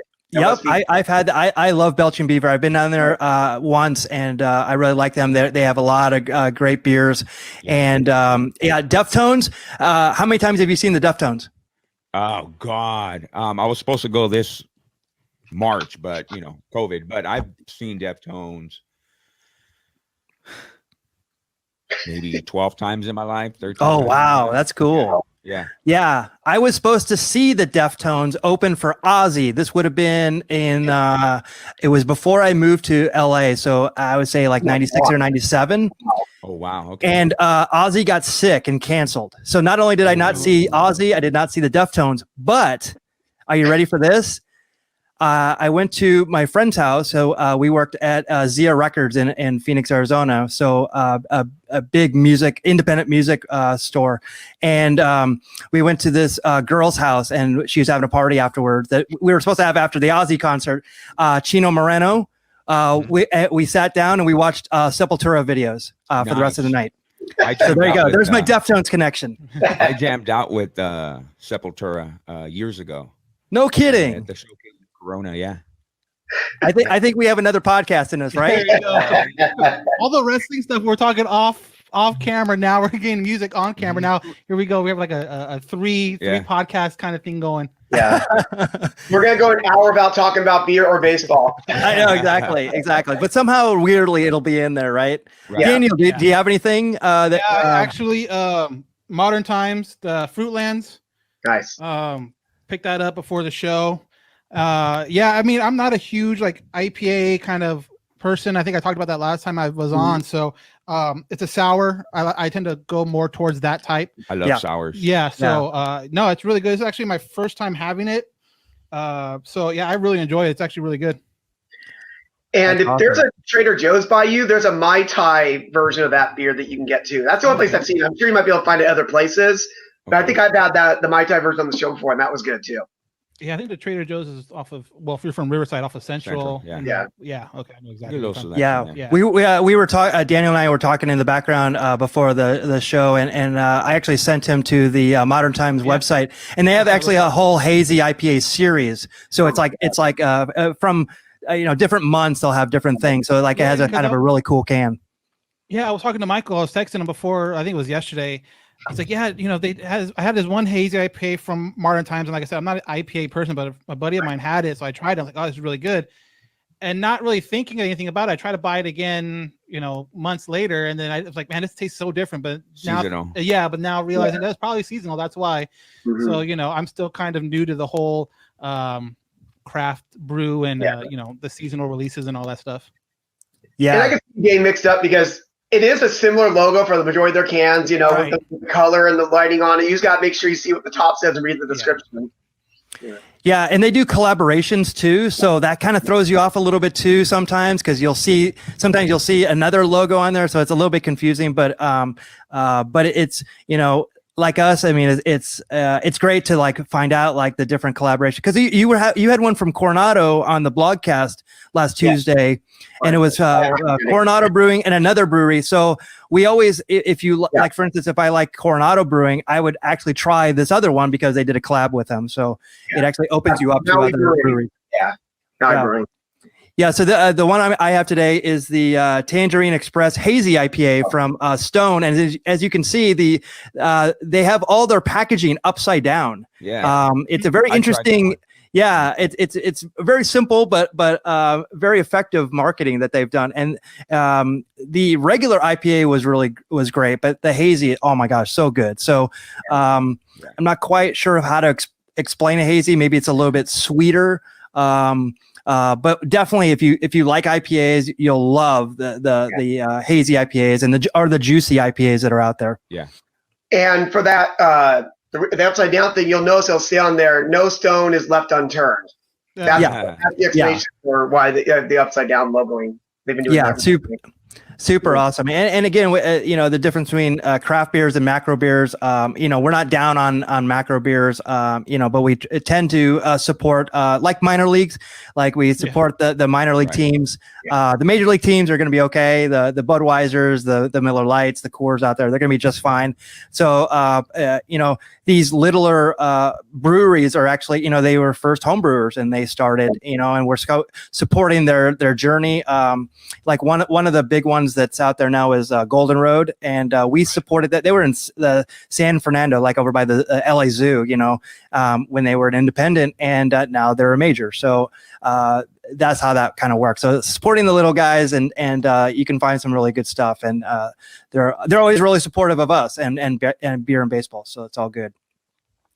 So let's put out the topics that are on the board today, and we will let somebody start off the conversation. And so we can talk about the 2020 World Series.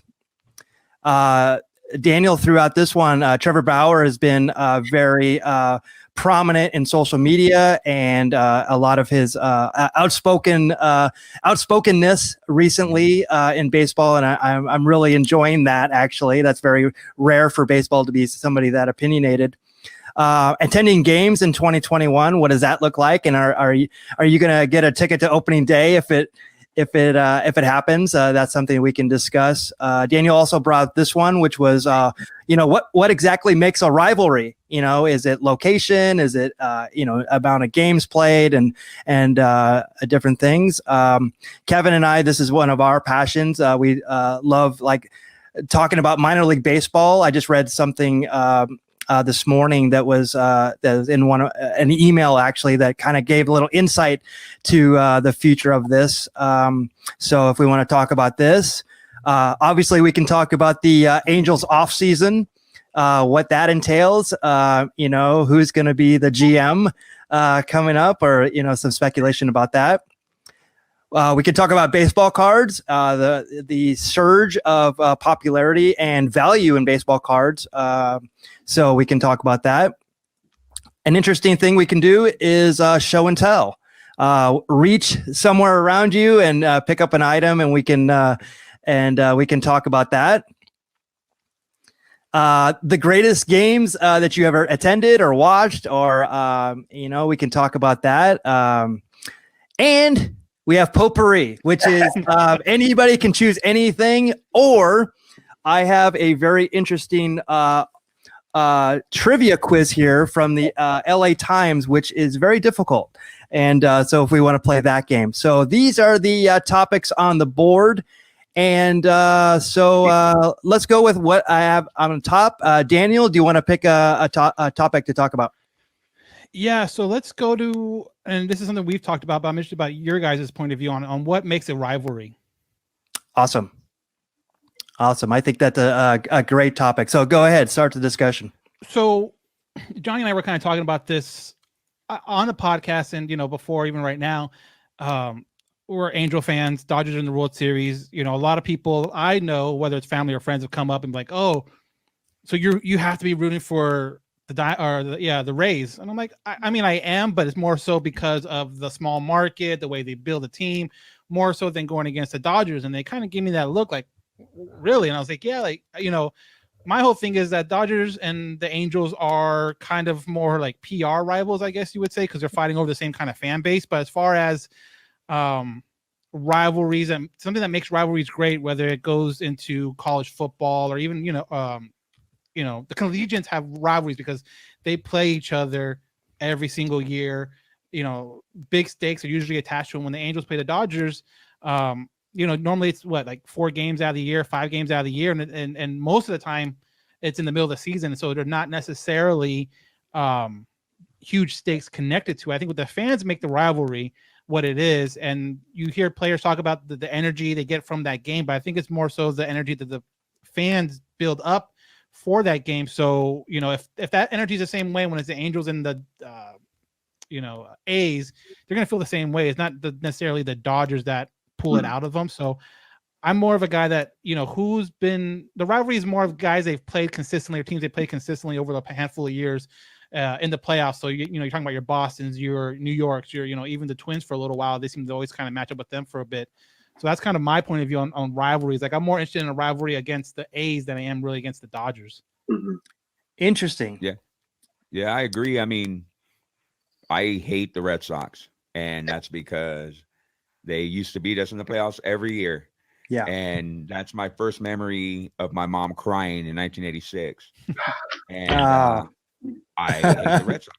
And in 2009, when we swept them out of the playoffs, I immediately shouted and screamed, and I hate the Red Sox. And I'm a Lakers fan, so I hate Boston, period. So, and that's the thing too. Like the Dodgers and Angels never played in the playoffs, so they haven't had a game where it has so much riding on it, like like Boston in the playoffs or New York in the playoffs, or anyone like that, or a division title. Like let's just say, fast forward, they expand, they add 2 more teams, they realign, and now the Dodgers are playing the Angels more like they did this year because of the COVID season. Then that can change everything because now you might face them in the playoffs, or you might have 16 games against them, when those 16 games mean a lot compared to like 5.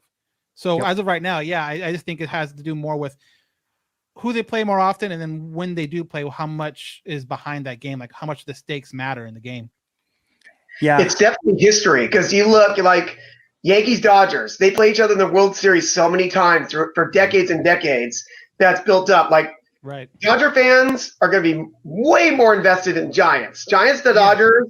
Until the Astros series now the Astros, is obviously the biggest they messed rival. everything up. They're everyone's rival now. Yeah, for real. exactly. For real. But the Dodgers are going to play the Astros like hardly ever. You know what I mean? This year's is an exception. That's what we can talk about too in 2021 is, do we see the schedule changing any more permanently because of what they did this year? But it comes down to, it is location in some ways, especially college football or in general, because you'll have like Oregon State, most people in that state care so much in that state. We go outside that state, people aren't going to care as much. But again, it comes down to location and history and obviously the fans. Absolutely. So do you think that interleague play has helped or hurt rivalries? Oh, I mean, I think it's helped. It's helped because you would never see the Dodgers and Angels otherwise. The fact that we would only watch them play the Dodgers in March, that in games that didn't matter much at all. Well, even then, too, just until recently, Dodgers were in Florida. Yeah. So they didn't even play each other in spring training for the longest time. But right. Yeah, I think it's helped. It's helped the rivalry, and it gives fans more of that bragging type kind of stuff. But as far as I think it's helped, but hopefully, kind of what Kevin was saying, if they do kind of do a realignment or kind of tweak the next season schedule, hopefully you do see more of the Dodgers, Angels somewhere in there to make it kind of a more, you see them more, they mean more. So I think that's probably hopefully what they'll do. I don't see that happening though. It probably because baseball is such a traditional sport. You know what I mean? They're already talking like they're going to go back to using the DH. I'm sorry, not using the DH in the National League next year. And I'm like, wow, just like that, when the season ends, they're already ready to go back to how it was. And I'm like, all right, well, too bad for the NL. Yeah. See, there you go. I can see them bringing back the DH. I can see him bringing back the DH for a couple reasons, at least temporarily. One being your rosters are so different when compared to AL and NL because of that DH. You can hold on to an aging first baseman or aging third baseman and put him at DH a lot of times, and you don't have to worry about him costing you defensively. Where in the NL, you really can't afford to hold that guy on, because if he's just going to sit on your bench and he has a huge contract, he's just wasting away. You can't use him. But what I'm interested to see is if they do, because even before all this, they were talking about bringing the DH all the way around. If maybe, 2021, we go back to normal where there is a pitcher in the NL batting, but maybe say, hey, NL teams, we're going to do the DH in 2023, 2024. So start working your roster accordingly. Maybe there's an aging star that you want to, because let's talk about the Angels. If Pujols was able to DH for the Cardinals, do they let him go? If there's that DH spot for the Cardinals, do they just say, okay, we look what you've done for us, we're going to let you DH, but we have a first baseman coming up or whatever. maybe the NL teams will do that. Now we'll offer a guy a longer contract, knowing that by the end of that contract, they'll have a DH in the NL. Yeah. If O'Connor was a National League player, he'd be useless in the National League right now, unfortunately. Yeah, and that's funny that you say that, because I mean the Cardinals is my home Right. my team, and so like I remember when that all went down, I knew I was 50-50, but I was actually like 51-49 that I knew that he was leaving, because it's like there's no way that they were going to pay him the money that he got, and like what is he making like this year, like close to 38, 40, something like that. Close to 40. Yeah. Oh my God. Like what you could get for that right now, in today's market. So like he did. Yeah, he did it. It was the best thing they ever did. And it's like, I understand the Players Association wouldn't let him take any less as well. So it's like, right, he was market for everybody else. Yeah, he was going to take a hometown discount. So, and actually, like the Cardinals actually lost players because of kind of this situation. Like they lost Luke Voigt, because they didn't have a place for him, because they had Matt Carpenter, and they were paying him all this money, and they had to have him in the lineup. So they played him at first, rather than Luke Voigt. They had to get rid of Luke Voigt. Right. Now, if you tell the Cardinals, hey, in 2 years, we're going to have a DH. Now you can kind of, now I can hold on to this guy for a little bit longer, knowing in 2 years there's going to be a spot for him, and I don't want to lose him because he can turn into some, a great power hitter and stuff like that. Yeah, totally. And there's so many players. There's so many Cardinals players that are in the playoffs this year. Is kind of funny because it's just going down, like Rosarena, Sandy Alcantara. There's so many, and Voigt was another one. I'm sure there's other ones that are on my. I'm just like, grind my teeth. But I mean, that's baseball, right? Yeah. And kind of going back to the rivalry thing, I want to ask you, Michael. Being a Cardinals fan, what are your thoughts about obviously Missouri and Kansas City? Like, is there they're the same state and stuff like that, but there's not a real rivalry, you would say, there, is there? There is, surprisingly. I think it's one of those things that's kind of like built in, because the Kansas City St. Louis one is the I-70s, because that's the freeway in between them. So when they played in the 85 World Series, it was a big deal. So it was an all Missouri, and they're also on each side. I think Midwest is much different because I had friends that grew up in Iowa that were Cardinal fans, and it was just because of the Cardinal radio network. So you get that kind of like this. It's definitely a regional thing, because the Chicago fans are the same thing. I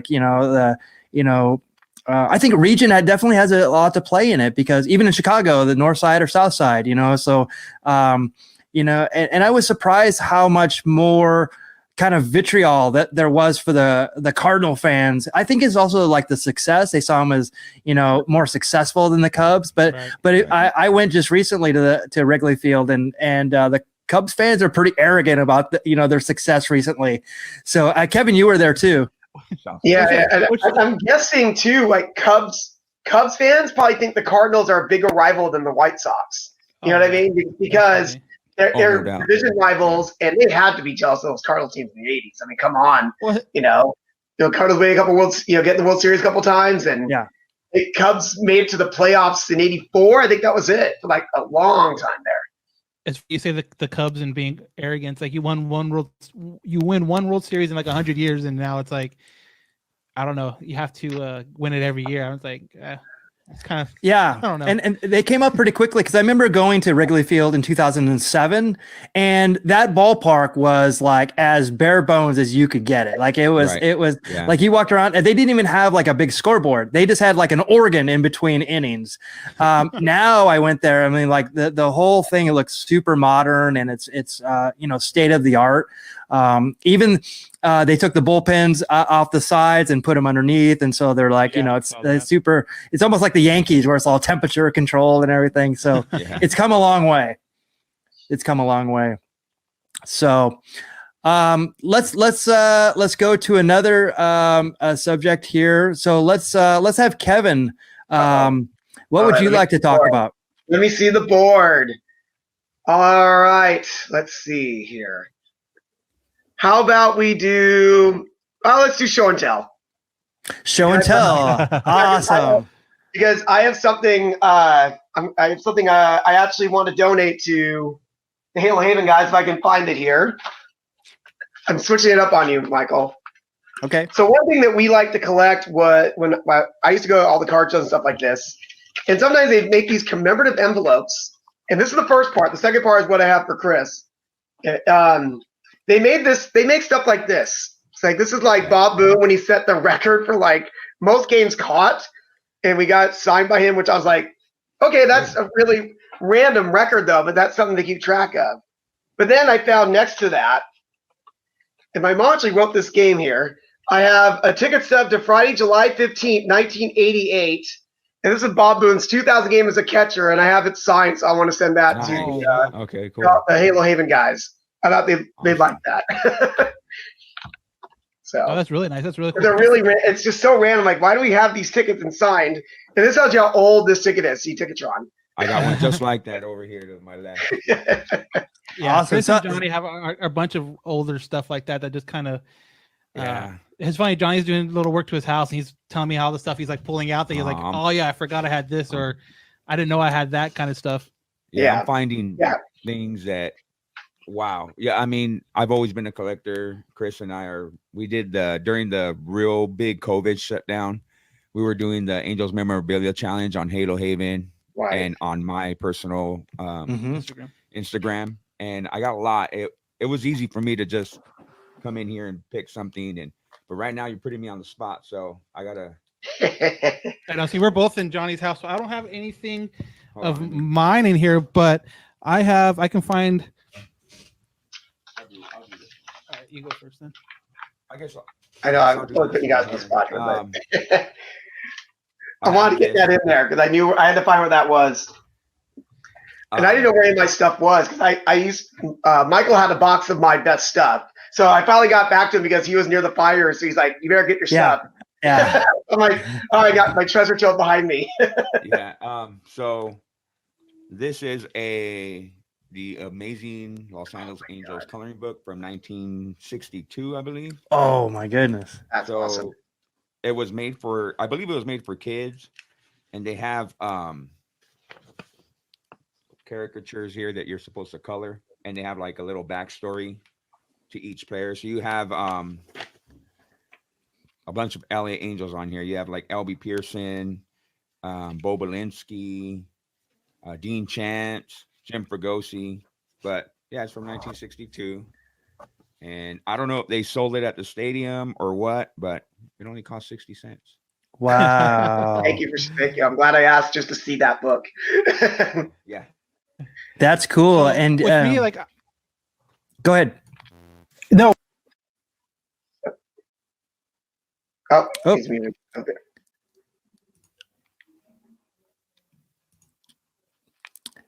Daniel, I think your microphone is muted. Am I back? There you go. Yeah, we got. Wow, that was weird.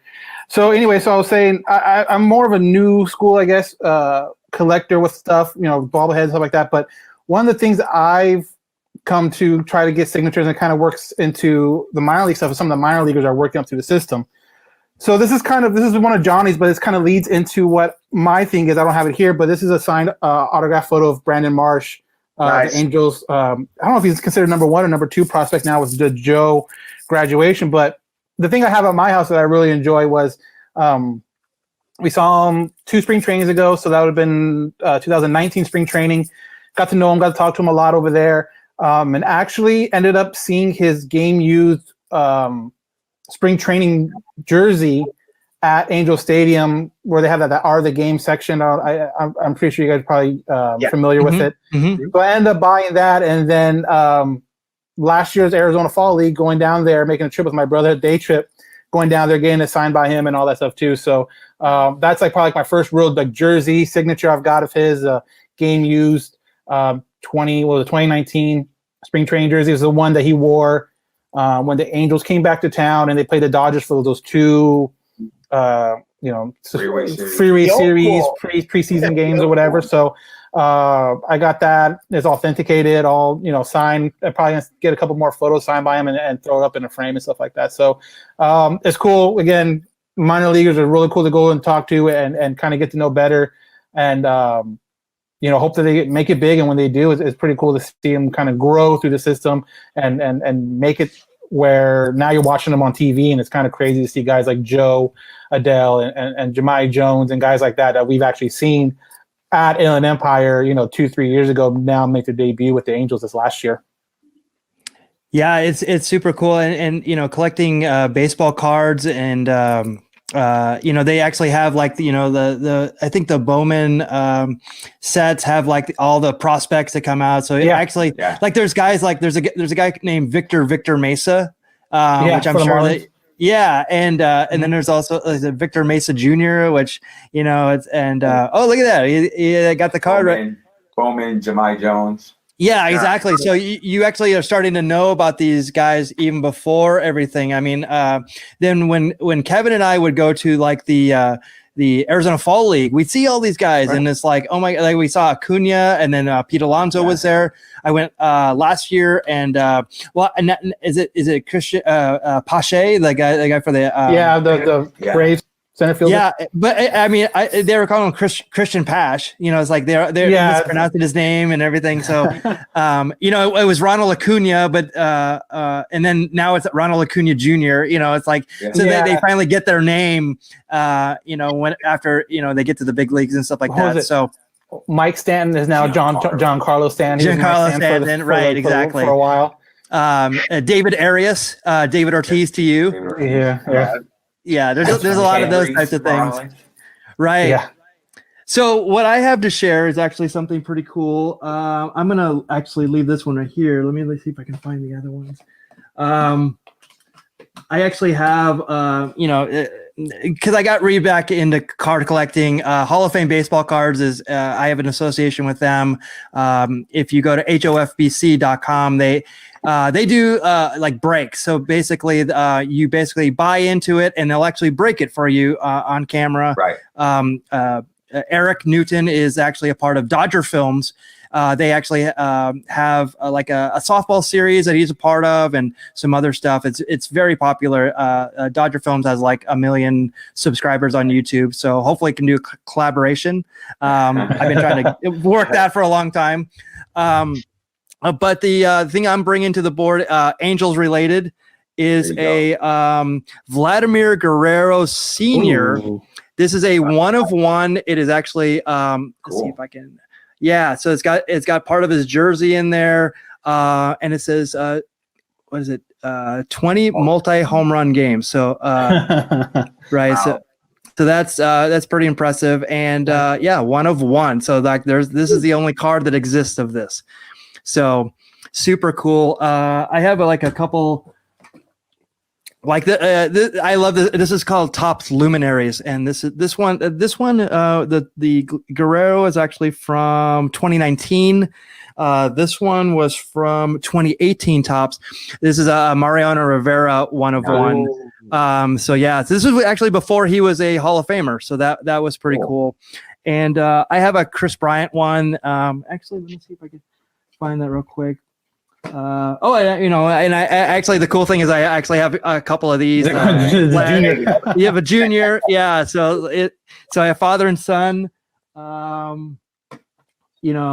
have other ones like this, like Juan Marichal.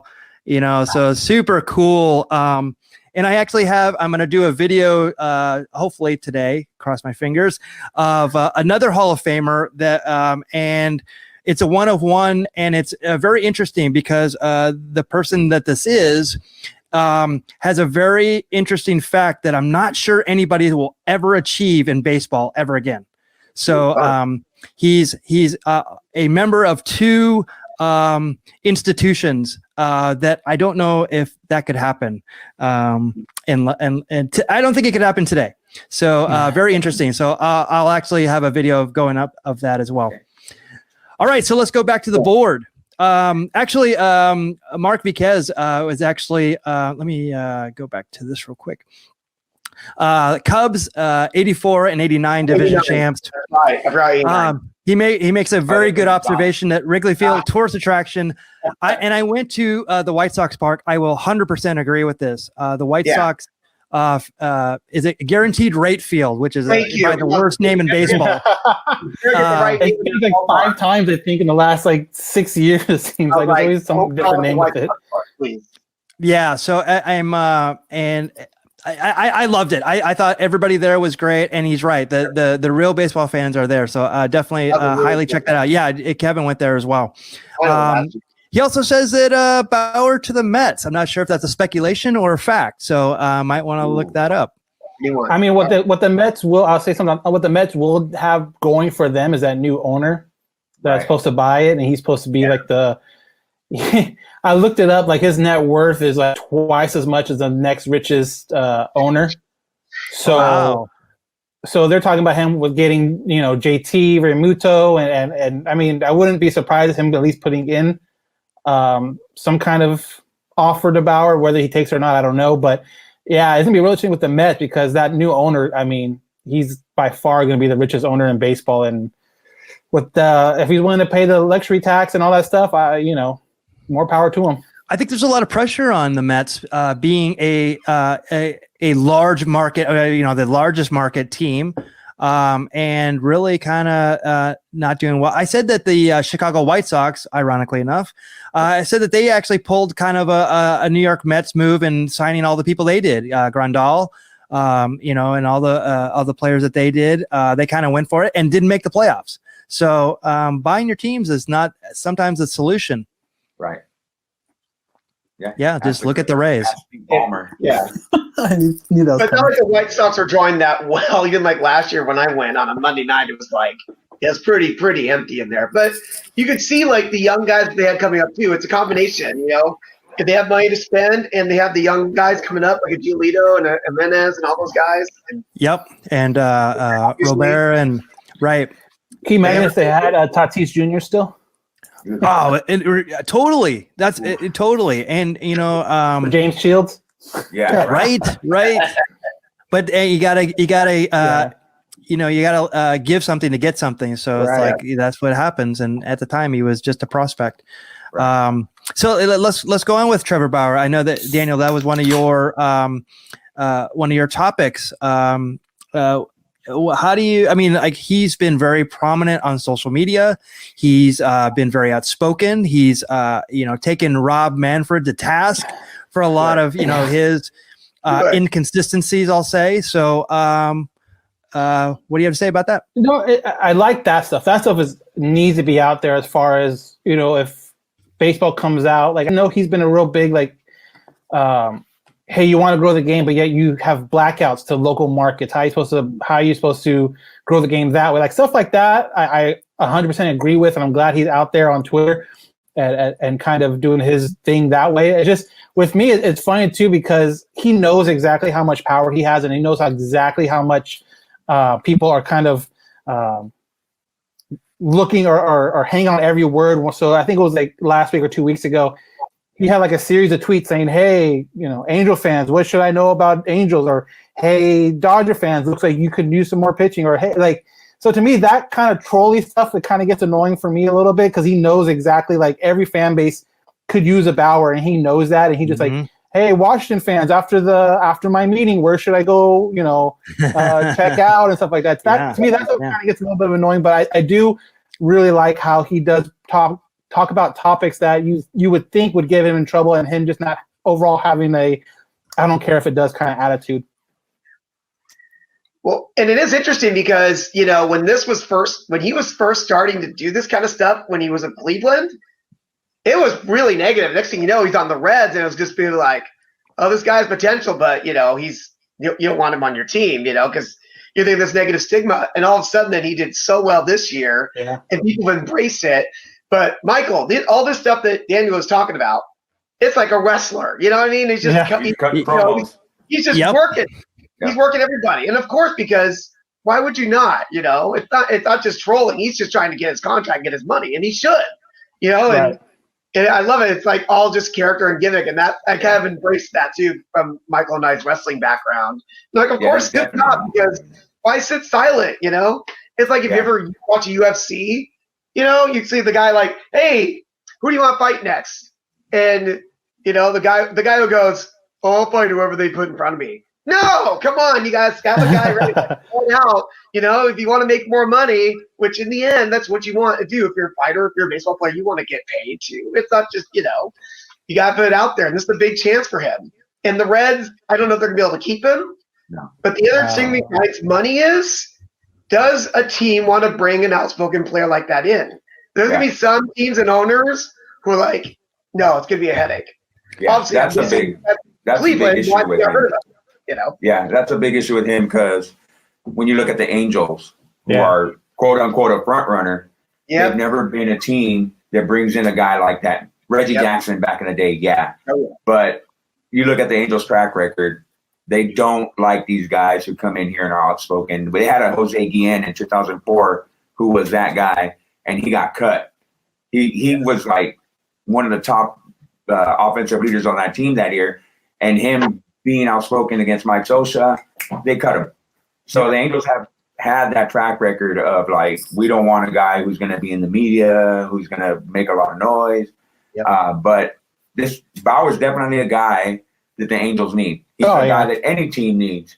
So do the Angels or any other team say, we can put all this aside and bring him just on talent alone? And he knows that. The funny part is too is, okay, let's say he comes in. This only gimmick, this thing he's doing right now, or how he's going through social media, only works if you're performing. And he's performing. He's performing, but the first chance that he's not, it might get ugly. Like people, and you know how fans are. They're gonna be like, you know, shut up and play, or you know, whatever. But as long as it's working right now, it's all good. I'm just worried about the back end of it because what's the saying? Father Time's undefeated. You know what's going to happen then, but Johnny hit on the head where it's like everybody can use a Bauer. So it's going to be who wants to bring him in and who's willing to kind of. That's just, you know, Bauer being Bauer. Like you have Manny being Manny, now you're gonna have a Bauer being Bauer kind of. Yeah. So do you see him as a 1, 2, or 3 pitcher? I see him on the Angels. He's a 1. He's a 1. Right. Yeah. I think very few rosters will see him as like a 2. Like if he's in New York, obviously he's a 2 behind Cole. If he's in LA, he's probably a 2 behind Bueller. Houston, if Verlander's healthy, he's a 2 behind Verlander. Right, but for the majority of all the other teams, I definitely see him as a 1. On the Mets, he might be a 3. Yeah, I was gonna say. Mets might be a 3. Yeah, I mean Syndergaard and DeGrom, especially after behind DeGrom for sure. So he would still probably be one of the best pitchers the Angels have had in. Since like Jared Weaver's like super prime. And Jared Weaver in his prime wasn't a guy that you would say, this guy's great. He was always like under the radar nationally as far as you look up and, wow, he's won like 18, 19 games. It was a quiet 18 games. So the Angels haven't had an ace like that since Bartolo Colon. Cy Young, Maybe Garrett Richards before he snapped his leg. You know, I mean. That was like, this guy's showing that he can do something, but he never became that guy. Right. So. I think Garrett Richards' biggest thing too, he would have a game where it showed that potential, like, wow, this guy can be an ace, but he was never able to put 3 starts together or even like a full season together to have that Cy Young type year. You're right, that one year where he did was in that year. That year, that probably could have been the year, but the years leading up and the years afterwards, you have a game where it's like, dude, this guy's untouchable. And then for whatever reason, it wouldn't translate over to the next game or a couple games after that. Yeah, that guy reminds me of Matt Shoemaker when he was with the Angels. Like I would see him doing great for like a month, and then something would happen, and I'm just like, right. Or, yeah, like when he got hurt multiple times too. It's just like, oh gosh. Well, that's been the Angels' 16 MO. games that year. Yeah. The Angels would have these great starts, and all of a sudden they'd be on the DL. You know, it's like that. Oh, it's like the worst. Yeah, I see Kevin like. We'd be walking to the game, and the pitchers would get scratched, and he'd be all bummed out, even like before first pitch. Yeah. And then every single year, I get my frustration. You know, well, hey, all right, Angels off season, we're going to it. Every single year, I feel like I have to say the same thing. Get a pitcher, just get a good pitcher, and then I see they get Rendon or like something like that. Can't you just buy an arm for once, please? But they have when they had Harvey and Lincecum and stuff like that. They just can't they go out and get these guys, but it's like those are the people that they get. Yeah, that's been the problem. They've been banking on let's sign these guys on a 1-year deal and let's hope that they become what they used to be, or they're banking on promise. Dude, Tyler Skaggs, he passed away. I get it. He was a close friend of the Halo Haven, us, and All Angels podcast, but we're always banking on him to turn that corner.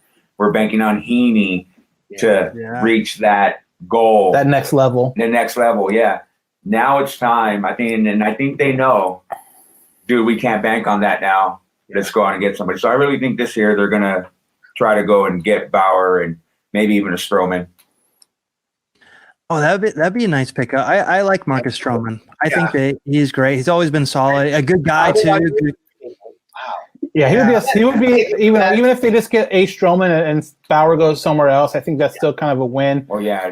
Those are definitely probably the top two starting pitching names in the free agent market right now. So, barring any trades, and it might be finally, again, it depends on what who the new GM is and what their kind of philosophy is. Yeah. But it might be time to kind of part with some of these guys, like a Jordan Adams, like a Jeremiah Jackson, like and might have to bring in a pitcher that isn't a free agent, but might have like 2 years, 3 years left on their deal and can help the team now and just deal with it later. But they've been really reluctant to separate themselves from their prospect, which makes a lot of sense because when Epler came in from the Dipoto area, the minor league system was just decimated. Terrible. There wasn't, terrible. You're talking about your top prospect at a time was like Taylor Ward and Matt Dice, and these guys are now just struggling to stay on a major league roster, not really a real contributor in any way. So now we have a Joe, and you hear great things about him. You have a Brandon coming up that you hope to hear great things about him when he makes it. You got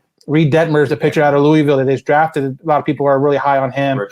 Chris Rodriguez, same thing. So now hopefully you're able to get some kind of pitching in return if they decide to part ways with some of those guys. Yeah, I think the last real prospect they traded was when they traded Newcomb for Simmons.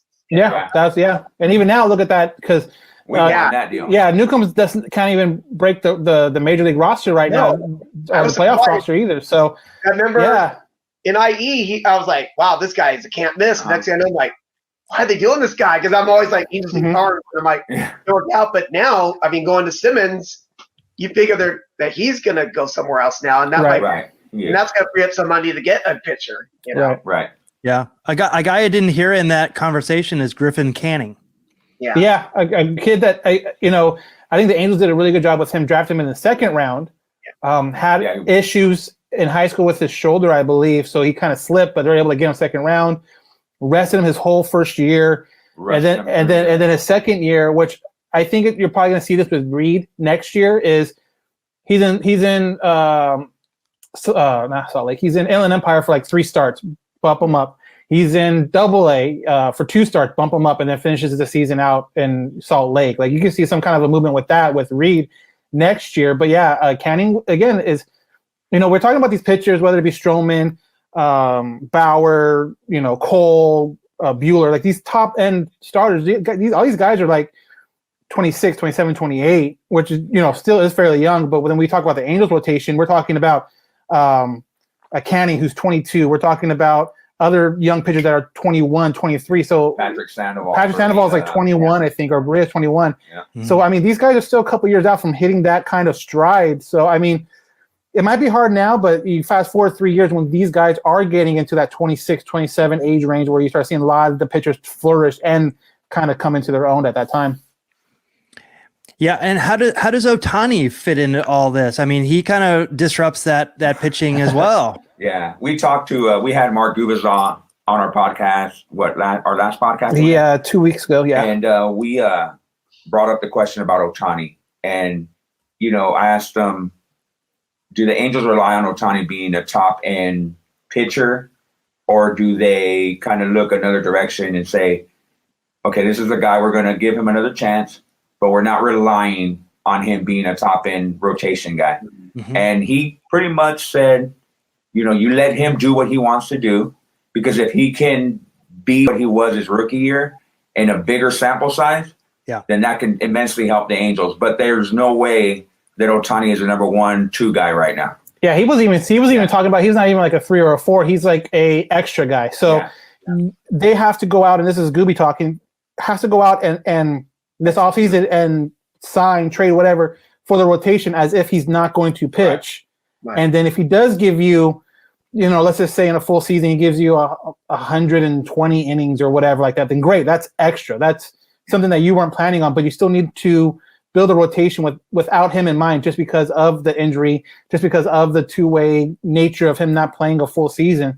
But yeah, I think Ohtani will continue to do two-way, but I don't think he's going to be a guy that's like, he's our ace, he's our number one. It's like, no, he's kind of going to have to be an extra guy that if he does great, he has number one stuff, but because of the injury history and the two-way, he's going to have to be like an extra piece, not a 1, 2, or 3. He's just kind of have to be kind of off to the side a little bit.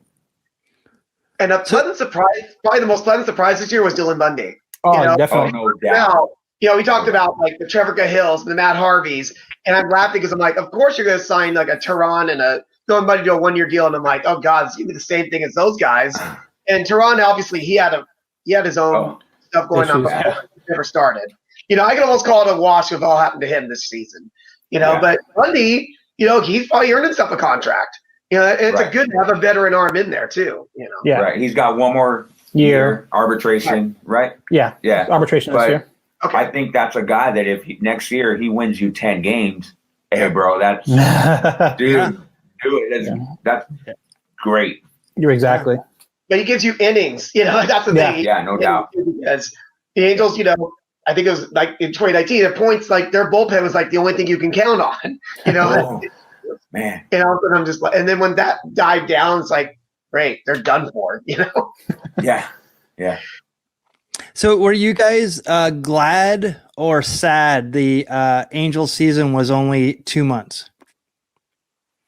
I'm always sad just because I enjoyed just watching. Like, right. I understand you want your teams to do well. You understand you want your teams to perform well. But, at the end of the day, I'm always excited just to get home and watch the game. Right.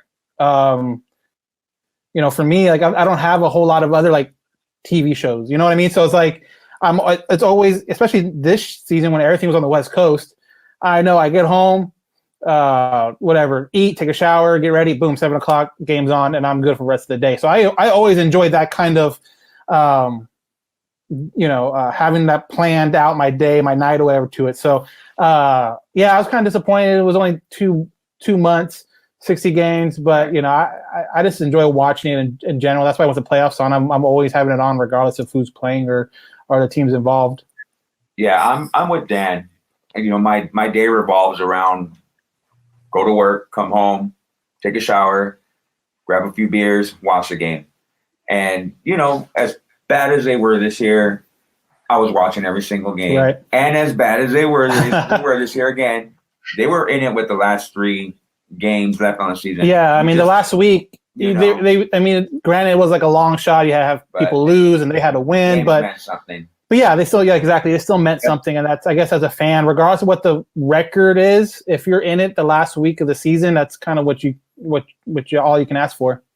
Luckily for me, I'm probably just as big a Laker fan as I am an Angels fan. And this year, so he had a little both. I was like, okay, Yeah.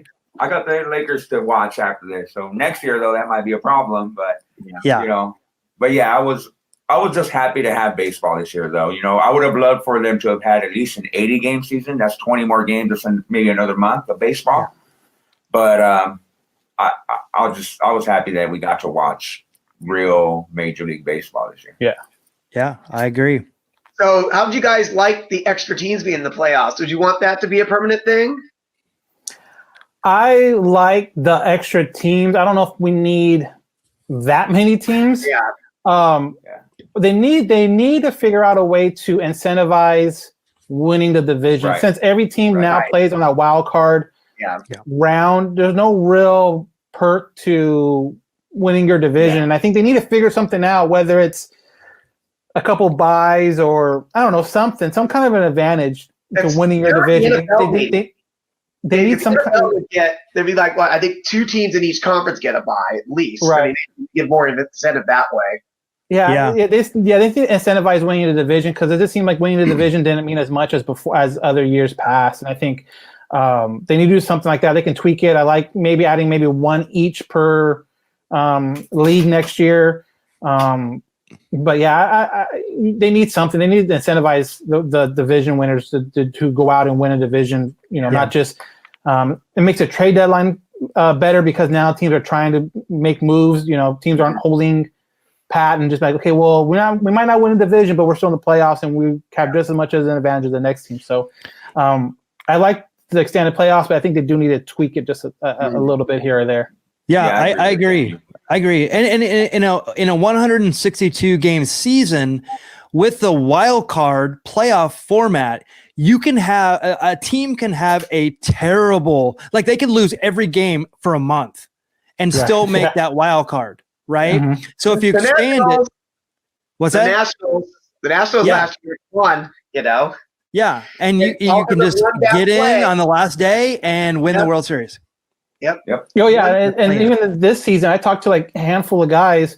Some are fans of some of the people that actually work in baseball, and said, "Hey, if the season was 10 games longer, did the Angels make the playoffs because they're playing their better baseball then?" He's like, "Yeah, they would probably make the playoffs." So that shows like they had a terrible, terrible beginning, but they were still kind of in that playoff, in the hunt all the way in. And if the season's a little bit longer, they probably could make it in there. Yep. 100%. I know, Kevin, you're probably running pretty close to having to leave. Yeah. Unfortunately, I gotta go. I get to work and scare some children and some families for Halloween. All right. In possibly the scariest Halloween of all time. Oh, believe me. I mean, I'm gonna make sure they stay 6 feet away from me. You have to use a weapon. Everybody's The Walking Dead, right? 2020 is more scary than what I'm about to be working on tonight. Right. Exactly. But thanks for having me on, guys. Mike, I'll see you on Tuesday. Hopefully, Daniel and Johnny, we can do this again. Absolutely. Wrestling sometime, Johnny. Yeah. Talk about music, talk about wrestling. We have a bunch of topics now. We have so much to talk about. It might be a whole show potpourri. But thanks, guys. Thanks, Kevin. All right. All right. So thanks to Kevin Lyon for jumping on. We still have Johnny Maggs and Daniel on. So we've actually kind of delved into some of the Angels off season. So maybe maybe we should talk about some of the other things. I know that Simba actually opted out at the end of the year. Tell me more about that. I didn't really understand. Weird. It was weird. How did that all come about? Nothing really came out publicly as far as why. I mean, he put out a statement saying, the PA has done a good job about giving us a option to play or not to play, so I'm exercising the right, blah, blah, blah. It almost felt like to me, and again, this is not confirmed or I know for sure. Speculating. Yeah, but it almost felt like the negotiations with the Angels probably weren't going where he wanted it to go. Felt like he did enough to kind of set his market for the offseason and didn't necessarily want to take a risk of getting hurt or slumping for the last week and maybe hurting his free agent value. So that's my kind of feel, because the way certain things were worded, it was almost like a thank you, goodbye kind of stuff. So almost like, I'm going to go test the market. So I honestly think probably communications broke down at some point with him and the Angels. And I think for the Angels, Simba did great for us. He gave us like 4 good seasons. But I think the Angels can look at that trade and say we won and move on forward now that we have a guy like David Fletcher who can play shortstop. You have a guy in Franklin Barreto that they picked up that can, slide into that second base position. And they have a really good infield without Simba. And, but the way he went out definitely left us kind of scratching our head a little bit. And even some fans that we've talked to kind of put a bad taste in their mouth as far as they felt him quitting on the team, to ride it out kind of deal. So, it was weird. Some people liked it, or some people understood it, I should say. Some people just did not like it at all and felt like he was quitting on the team. So, it was definitely a polarizing action that Simmons did this year before the end of the year. Yeah, a guy that the Angels lost, Tommy LaStella. I love that guy. I think he was like really good and really great for the Angels. I don't think that they probably saw it when he came over to the Angels, right? But when they lost him, they lost a little bit. in him, and he played great. You know, and that's an option too. He's a free agent at the end of this year. That's the main reason why they traded him was free agent at the end of the year. Get somebody for something, and then if everything works out, they bring him back and play first or second base again. Kind of like Johnny was saying, you have Fletcher playing short. So I mean, you could see him back in Angels uniform. I'm not sure what he wants as far as money and how that kind of fits into the whole Angel budget. But Lestella's. It's funny, we were talking about the 1-year deal guys for pitching and like the kind of long shots, but the long shots that Epler took position player wise, a lot of them panned out, whether you're talking about a Lestella or even a Brian Goodwin. Trevor or Dylan Bundy. But yeah, position players also worked out. So, you know, he's one of those guys that just ended up being like, hey, we just need to give him more at-bats for him to develop the player he is. And I don't know if they feel comfortable doing that again, finding a, you know, not a no-name, but finding a guy off the team's bench that just isn't getting enough at-bats and then plugging them in and hopefully doing the same thing Lestella did. But, yeah, he was a great signing for the Angels when they brought him over, or not even signing, a trade for, I think it was like for cash. So it wasn't even for a player in general. But, yeah, he performed, got an all-star in 2019 and did really well. And it kind of sucks that 2019 season got cut short because of that broken leg. Yeah, freak accident. Yeah. But, yeah, it was a great piece. Yeah. How'd you guys feel about Rendon this year? Started off really slow, and, you know, that was due to injury. He missed that summer camp and didn't really get any live at-bats. We talked to Rhett Bollinger, MLB.com beat writer for the Angels, on our show, and he talked about how, you know, seeing real live action from another team makes a difference. He missed that summer camp. He missed those 3 games against the Dodgers and the Padres before the season started. Mm-hmm. Kind of got thrown in there, and he struggled, but he turned it around, and I wish he would have had more of the season, more games, because he would have definitely produced. But he produced at the end of the season. Yeah, I think he did exactly what you wanted him to do after the initial struggles, but definitely a piece in the lineup that is going to pay dividends for the Angels for the next handful of years for sure. So, and defensively, he's great too. So definitely a top, you know, probably top 3 third baseman in the league right now. So it definitely will be a lot of fun to watch him throughout the years, and hopefully a whole season next year, him and Trout going back to back and stuff like that. So, you know, it's a good, I guess, if you're not going to get a Cole, I guess that's the next best thing to get. Was it Rendon, because some of the other pitchers you just weren't too sure about. Mm-hmm. I mean, obviously Strasburg signed with the Nationals, and he was injured almost the whole year. Wheeler, I think, had a pretty good year, but he publicly said he was never planning to come out west. So I don't know how much the Angels were really involved in that one. And Garrett Cole was the only one they really seemed to go for seriously and miss out on. But Rendon, that was ridiculous money. Yeah, but Rendon being the next best guy, I think definitely helps out the team offensively. And if they can get a pitcher this year, it kind of brings everything full circle. Yeah. How did you think about Madden this year? Tough situation that everybody was put in. Yeah.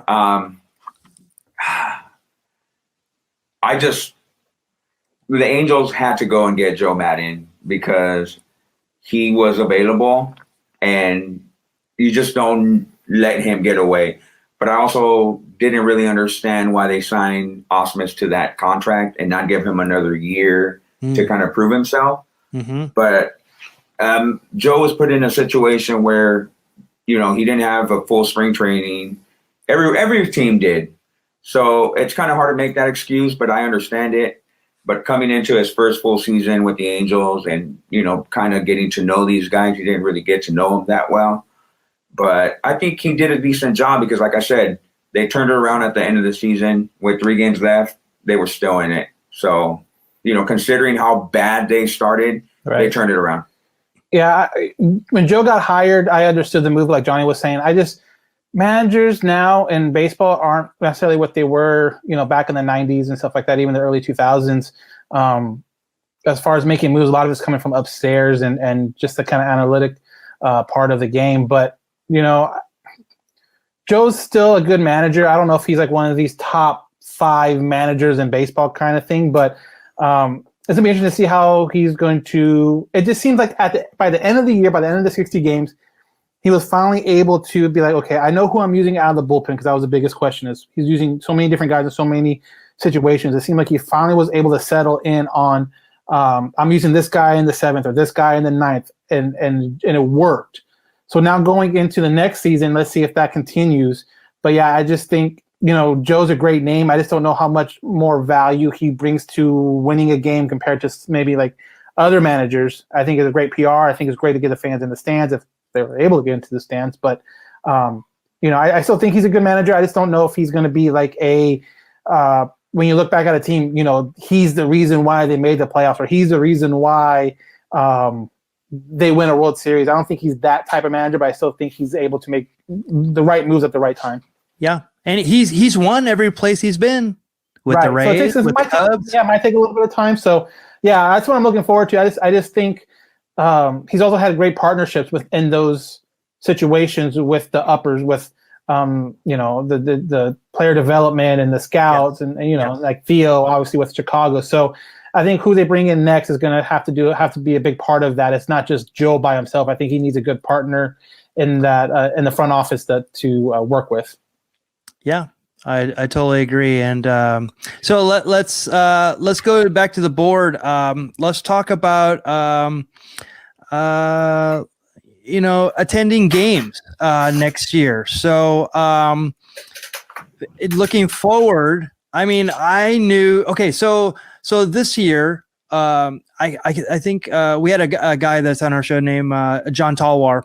And he was actually considering, if the Braves would have got into the World Series, he was not going to take a plane, but he was going to drive to Arlington and be a part of that. And he, it's like, that is a real dilemma, right? It's like with everything we know and everything. But if I actually looked at Global Life Fields, their policies.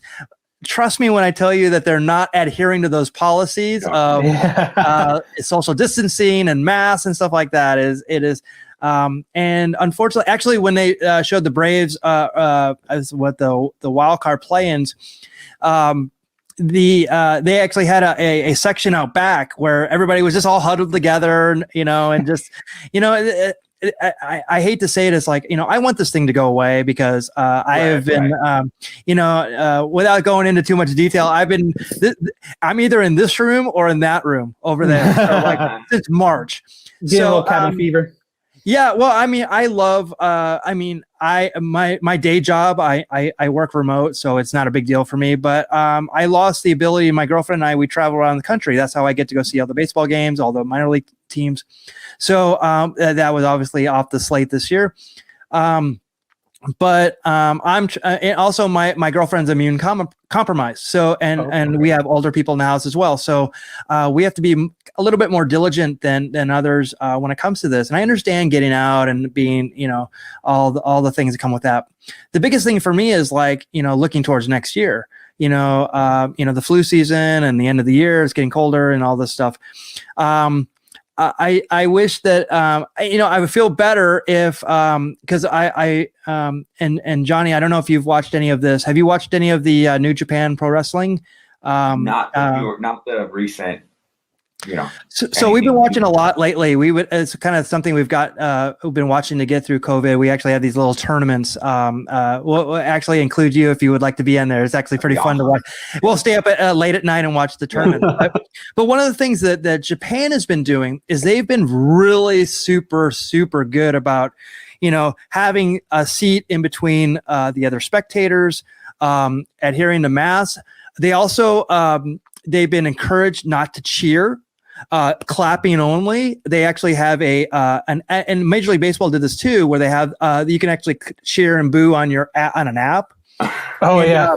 So they've actually come up with ways, and people are really on board. And then after the events end, I mean, it was only like maybe a third capacity, but like it looks now like it's maybe like 2/3, and they're getting back to it. But we've just kind of like just gone like, hey, just sit anywhere you want and do whatever you want, and wear the mask on your chin, and it's like that. Those are the things that kind of make me worry about the future. But they also, after the event ends, they actually are very cordial about how the certain sections can only leave, and they let the other people leave beforehand. I just don't think we'll get to that point. Therefore, I mean, it does. It kind of scares me a little bit. As far as I don't want to jump back in. I would love to. In fact, we have an event. There's an event in Palm Springs. There's a California Winter League that is every year, and we've gone there for the last 5 years, and it's been really great. And now they actually have Major League Baseball affiliation. I think with the Frontier League. And I want to go back, and it's like I don't know if I'm going to have to be the hamster in the big bubble, It's like because I really would like to do it. I don't know what it's going to look like. What's your guys' thoughts? Yeah, like going into 2021, so me and my wife, we love going to baseball games. We also like going to Disneyland, and honestly, those are the two kind of the most confined areas for people in certain spots. It's just when everything does open, or even if it's at, percentage capacity or whatever, I still might be a little hesitant. Just like, I know when we go to baseball games with Johnny, myself, and Chris, Johnny and Chris love walking around talking to people. So like, I don't know if we'll be able to do all of that. It might be one of those things where the only time I'm really probably gonna feel comfortable going to a game is like, okay, we'll go to the game, find our seats, boom, that's it. Like, don't really get up unless you absolutely have to. Maybe get up once to get food and a drink, okay, and that's it. But I don't see us as a group really going around making the rounds like we used to. At least not right away, because I think that's still something that is kind of like, that seems kind of not the smartest thing to do right now. Yeah, and that's what we love to do is like, especially before the game. Go out, shake hands, kiss babies. We do giveaways. We make buttons. I don't know if you guys follow us on our Instagram. Yep. We like to do button giveaways. We're crafty guys, so we do a lot of cool stuff. But we like to give back to the people that, listen to our show, follow us on Instagram. And we love to shake hands. We get a lot of hugs. We get a lot of high fives. It's going to be weird kind of to go, here, elbow me. But it's definitely going to be different. I think if we kind of get to some normalcy and we get to go to games, definitely going to wear a mask, definitely going to try to sit and stay far away, or at least 6 feet away from people. But that's what normal everyday life now. I've been going to work pretty much. I've been essential, I guess, since this all started. But yeah, like masks are just the thing now, and stay away. Kind of do it by second nature now. By now, it's something that I have one in my car. I have one in my locker at work. I have one in your back pocket, and my golf bag. Like I have them all kind of spread out everywhere. Right. Going to a baseball game, like I said, I can see us. Okay, we're gonna sit here, and we're not moving. And we're not moving until the game's over or stuff like that. I think that's probably the thing I would do. But yeah, it's just you kind of mentioned it too, like on the games that you're watching on TV. It seems like there's a big cluster of people in certain areas, especially like those foul ball, home run kind of areas where where the ball flies more often. But I just it's kind of makes me feel kind of weird seeing it all go on right now. Just kind of weird that we're in California and no one's in any kind of park, whether it's Disneyland or football stadiums. But you turn on TV and there's Texas. They're in Arlington with that, or even college football going around, and it seems like they say they're at 25%, and then they show like a wide view of the stadium, and you're thinking to yourself, "There's no way that's 25% of what's going on." So it's kind of interesting to see how all that plays out, and we always have a trip planned out for spring training, so as of right now, we're still going to plan it and then kind of see what happens, but hopefully by March something good comes out of with a vaccine or something like that, and able to somewhat kind of normal. Yeah, it's going to be really interesting. But the way that it's been going, like, I mean, one of my thing I said in March was I'll assess this in October. Well, here it is. Yeah, exactly. And, it's gotten worse. Yeah. So it's like, yeah. So, and then now I'm just like, okay, well, I'll assess it in March. And if it's the same thing, I mean, like, I'd be stupid to say like, you know, oh, I'm going to put myself at risk, come home and give my immune compromised family. How selfish, right? So, and we were there. We were there in March, just before the shutdown, and we were in the left field in Tempe, shoulder to shoulder with everybody. Oh yeah, if you ever seen Tempe Stadium, the left field is like a grass hill for the most part. Yeah, first come, first serve. Yep. And this is a Saturday game, so obviously it's packed, and we were on top of the people. And now look, I think that's the funniest part too. Now looking back at it, and even if you like, I watch like a movie, and the movie can be from like 2015 before any of this was even thought of. Yeah. And there's certain scenes where like everyone's like packed onto each other. I'm like, that just seems so weird now. Like, especially that, you know, literally 3 days after that game, they shut down they shut everything down. Yeah. And we were just with everybody, just right there, shoulder to shoulder, copying, you know, cheering, yelling, all that stuff. So it's wild. It's wild. Yeah, my girlfriend, she actually has a fibromyalgia nonprofit, so she goes to Washington D.C. and actually like advocates, you know, for higher percentages of money to go to the fibromyalgia research. So she's very diligent about that, and she was actually in Washington D.C. Now get this, so if she got there in the morning, they actually shut down those offices at noon.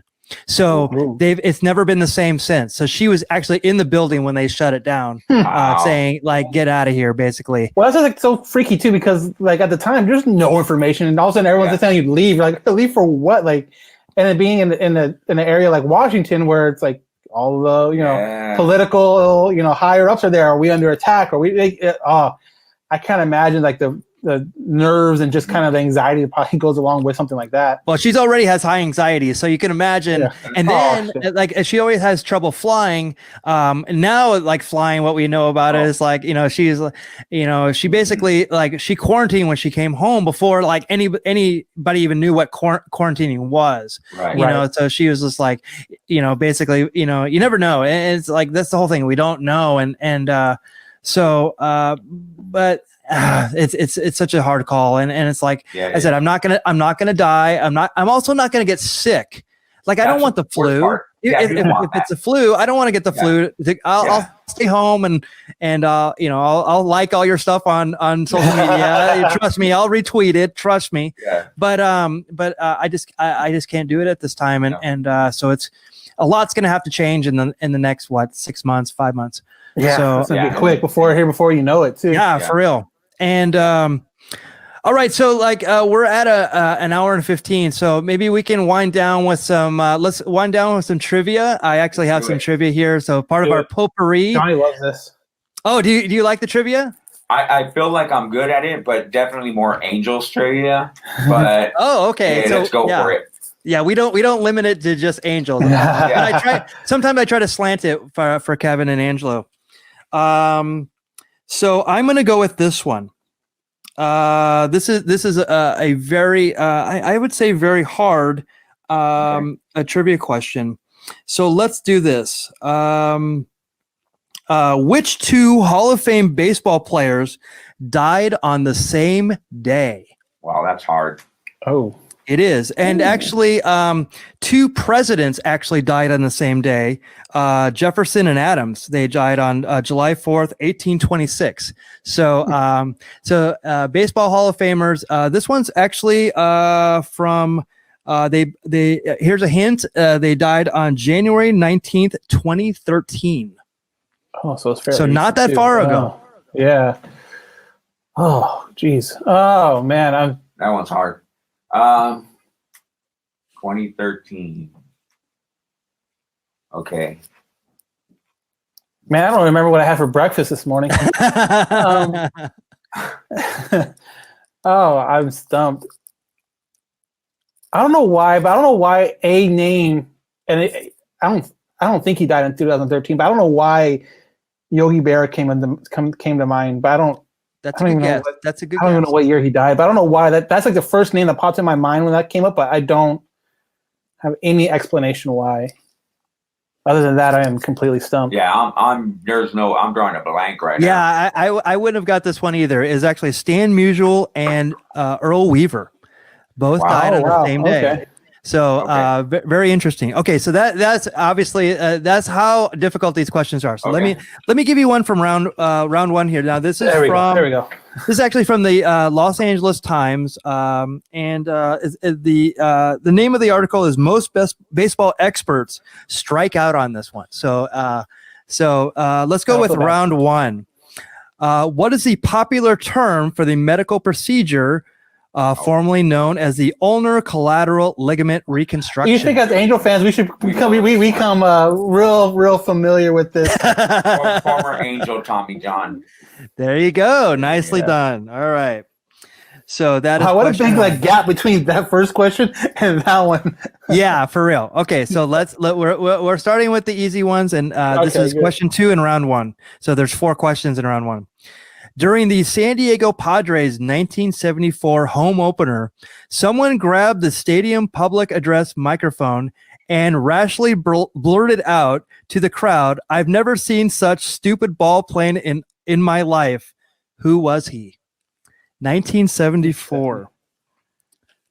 You have to think of some kind of a celebrity to be able to do that. He actually is. He actually owned something that was pretty huge right now at the time. Oh man. Okay. Kevin's actually Ray Kroc. Kevin actually is on his way to work and still guessing for our first question. No, it was not McCovey. Nice. Kroc. Oh, what did you say, Johnny? Kroc. Ray A. Kroc. Yeah. Wow. Nicely done. There The Padres owner at the time. Yeah. Nicely done. I was like, yeah, who has that much power? They can just grab a mic and start yelling over it. So for those who don't know, he owned the McDonald franchise at the time. That movie is great. Founder. Great movie. Right. All right. Number 3 on round 1. Which 3 players have amassed 1,000 hits for a team in the American League, for the team and for a team in the National League? So if you need me to repeat that, I will. So 1,000 hits in each league. Yes. Yeah. Albert Pujols. Does he have 1,000 hits already with the Angels? I don't know. Albert Pujols is one of them. Nicely done. Okay. So there's 3. There's 3. Okay. Well, why am I going to blank on his name? He's the only guy that won an MVP in both leagues. Frank Robinson? Yeah, is he on there? That is not it. Okay. I'm just trying to think of guys who had success in both leagues. 3 in both leagues, or 2, or there's 3 in both leagues. Okay. Albert.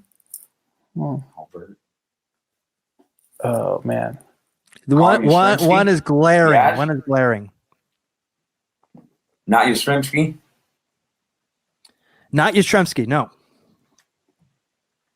One is glaring, huh? I should know that.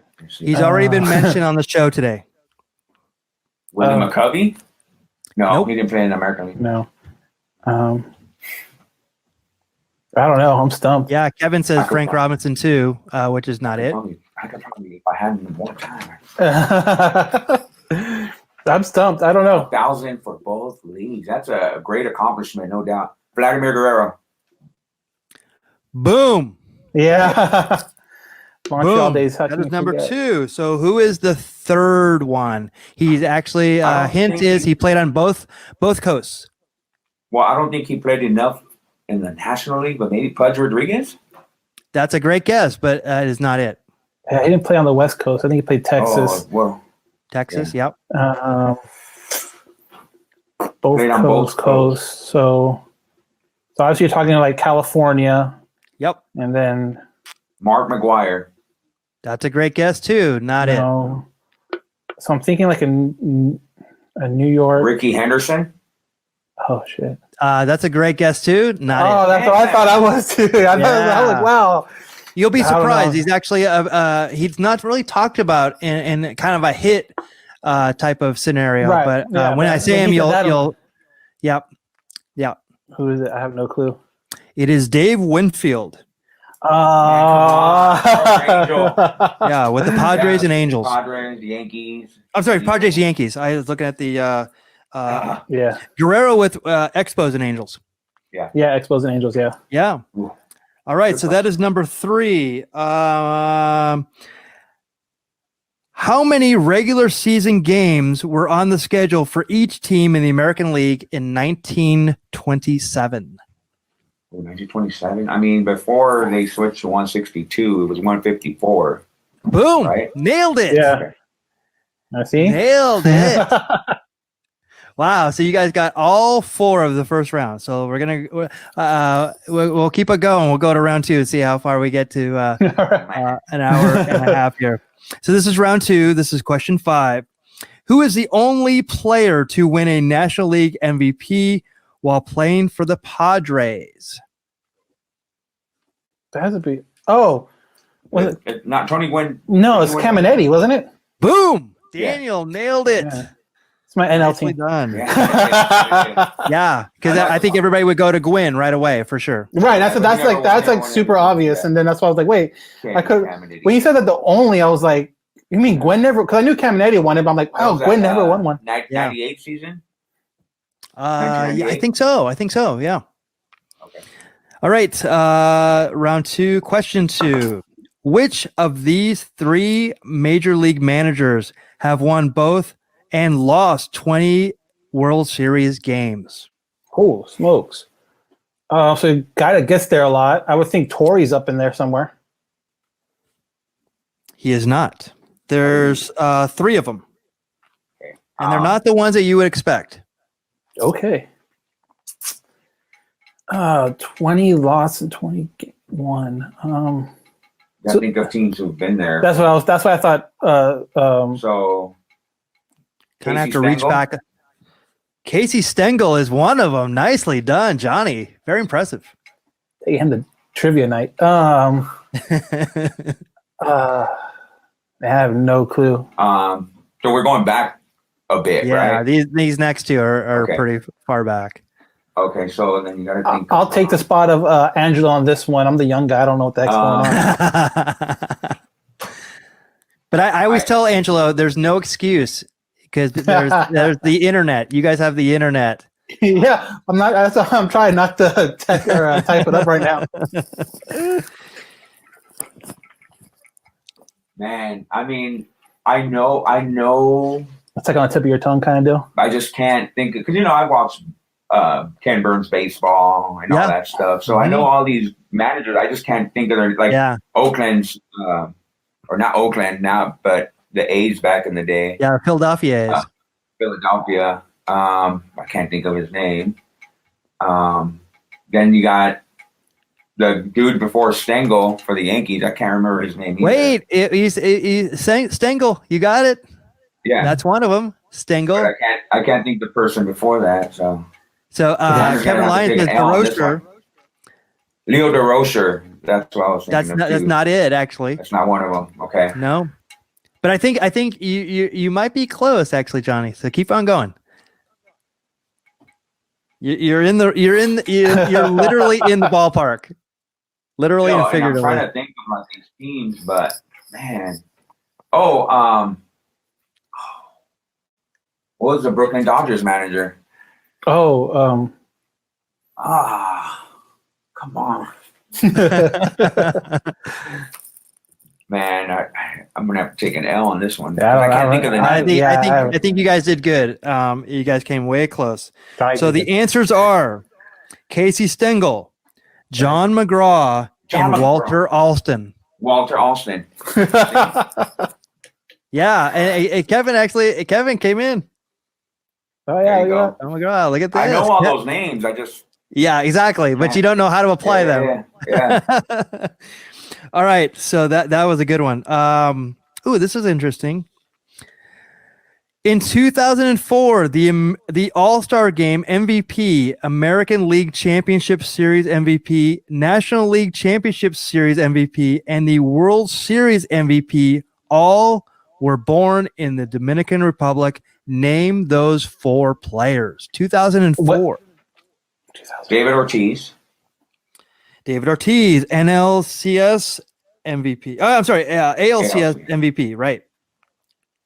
Okay. It's Dominican, so what? It has to be Albert's in there somewhere. NLCS MVP. Okay. So you got two. So, Ramon Martinez. No, but very close. 2004. So you said World Series too. So who Red won? Sox. Okay, so Ortiz. No, he won the No. ALCS. So who got the That's what I'm trying to think. Manny? No. That's it. Manny. Yeah. World Series MVP. All-Star. So you got All-Star 2004. who is the All-Star MVP? This one may be the hardest one to get. Oh. 2004. I'm trying to remember what. And he said NL won the the All-Star game that year, right? Is that what it was? Or no? Doesn't say who won the All-Star game that year. Yeah, it doesn't say, but I'm trying to. All-Star game 2004. This one will be hard. I don't even associate him as Dominican Republic. Oh. Alex Rodriguez. That's a good guess, but no. No. And for some reason, when I say it, you might remember it, but I certainly wouldn't remember it. Okay, 2004. I'm trying to remember where it was. He's probably good at this time, but I mean, kind of faded off where you don't remember him.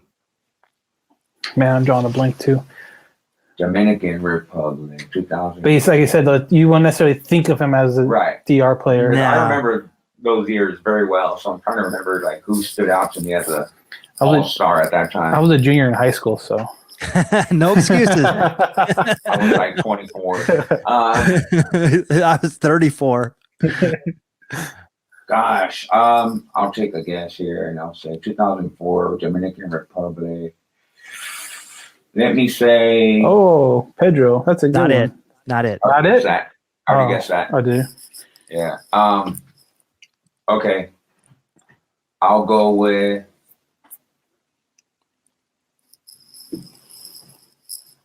Dun dun dun. Dun dun dun.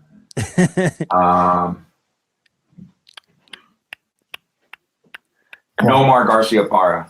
Oh wow! He's a Mexican. He's Mexican, but he said that he didn't associate him as VR. Yeah, exactly. He was masquerading as the Dominican Republic. No, it is Alfonso Soriano. Oh yeah, yeah. I wouldn't have gotten that one either. Reason, I thought he was Cuban. Yeah, it's like Kike Hernandez. It's like I think that he's Mexican. He's Puerto Rican, right? Yeah. Totally. Yeah. All right, so this is the here is the last one. Let's see, round two. Yeah, this will be the last one. What are the nicknames of the Pacific Coast League teams that play in Albuquerque and El Paso? Duke and Missions. No, the Missions are in San Antonio. San Antonio. So That's one right. of them is the Isotopes. No, Isotopes. Yeah, they used to be the Dukes. Okay. When they were with the Dodgers. Isotopes. That was a long time ago. They're now the Isotopes. Nicely done. Okay. And El Paso. El Paso. Chihuahuas. Boom! Daniel nailed it. Nice. Nicely done. Extra bonus points if you can tell me their affiliations. Chihuahuas is San Diego, and Isotopes are Not the Blue Jays. the Marlins for a while. I don't know if they still are. I know this only because I did a video on it where I went through Colorado and then down through Albuquerque. So if you check the Beer Baseball blog videos, I went to Denver. I went to Colorado Springs, and they're the Rocky Mountain Vibes now. But then the Grand Junction Rockies. Kevin got the Chihuahuas. I think he's a little behind, but he did get it. Well, the reason I know a lot of those ones is because of MLB The Show, and you play as like a minor league team. Oh, really? That, so. That's cool. That's cool. So when you put yourself like on a team, you go through the minor league system. Oh, that's cool. That's cool. They are actually a Rockies affiliate. So that's how I got Albuquerque in there. So I was able to do that. So that was very cool. All right. So and Colin Duncan comes in. Isotopes are a AAA affiliate of the Rockies. Absolutely. Thank you for joining, Colin. So that is the show that we had for you today. Let me actually go to this. Please, thank you for joining today. This is our first foray into this. This has been a blast. Thank you. Please like and subscribe. We have all of our social media right here. Definitely, please tell a friend, and we'll try to do this every weekend. This is the Beer Baseball Hoppy Hour. And so please tell me more of where we can find Halo Haven and the All Angels podcast. All Angels podcast, pretty much anywhere where you can hear your podcast.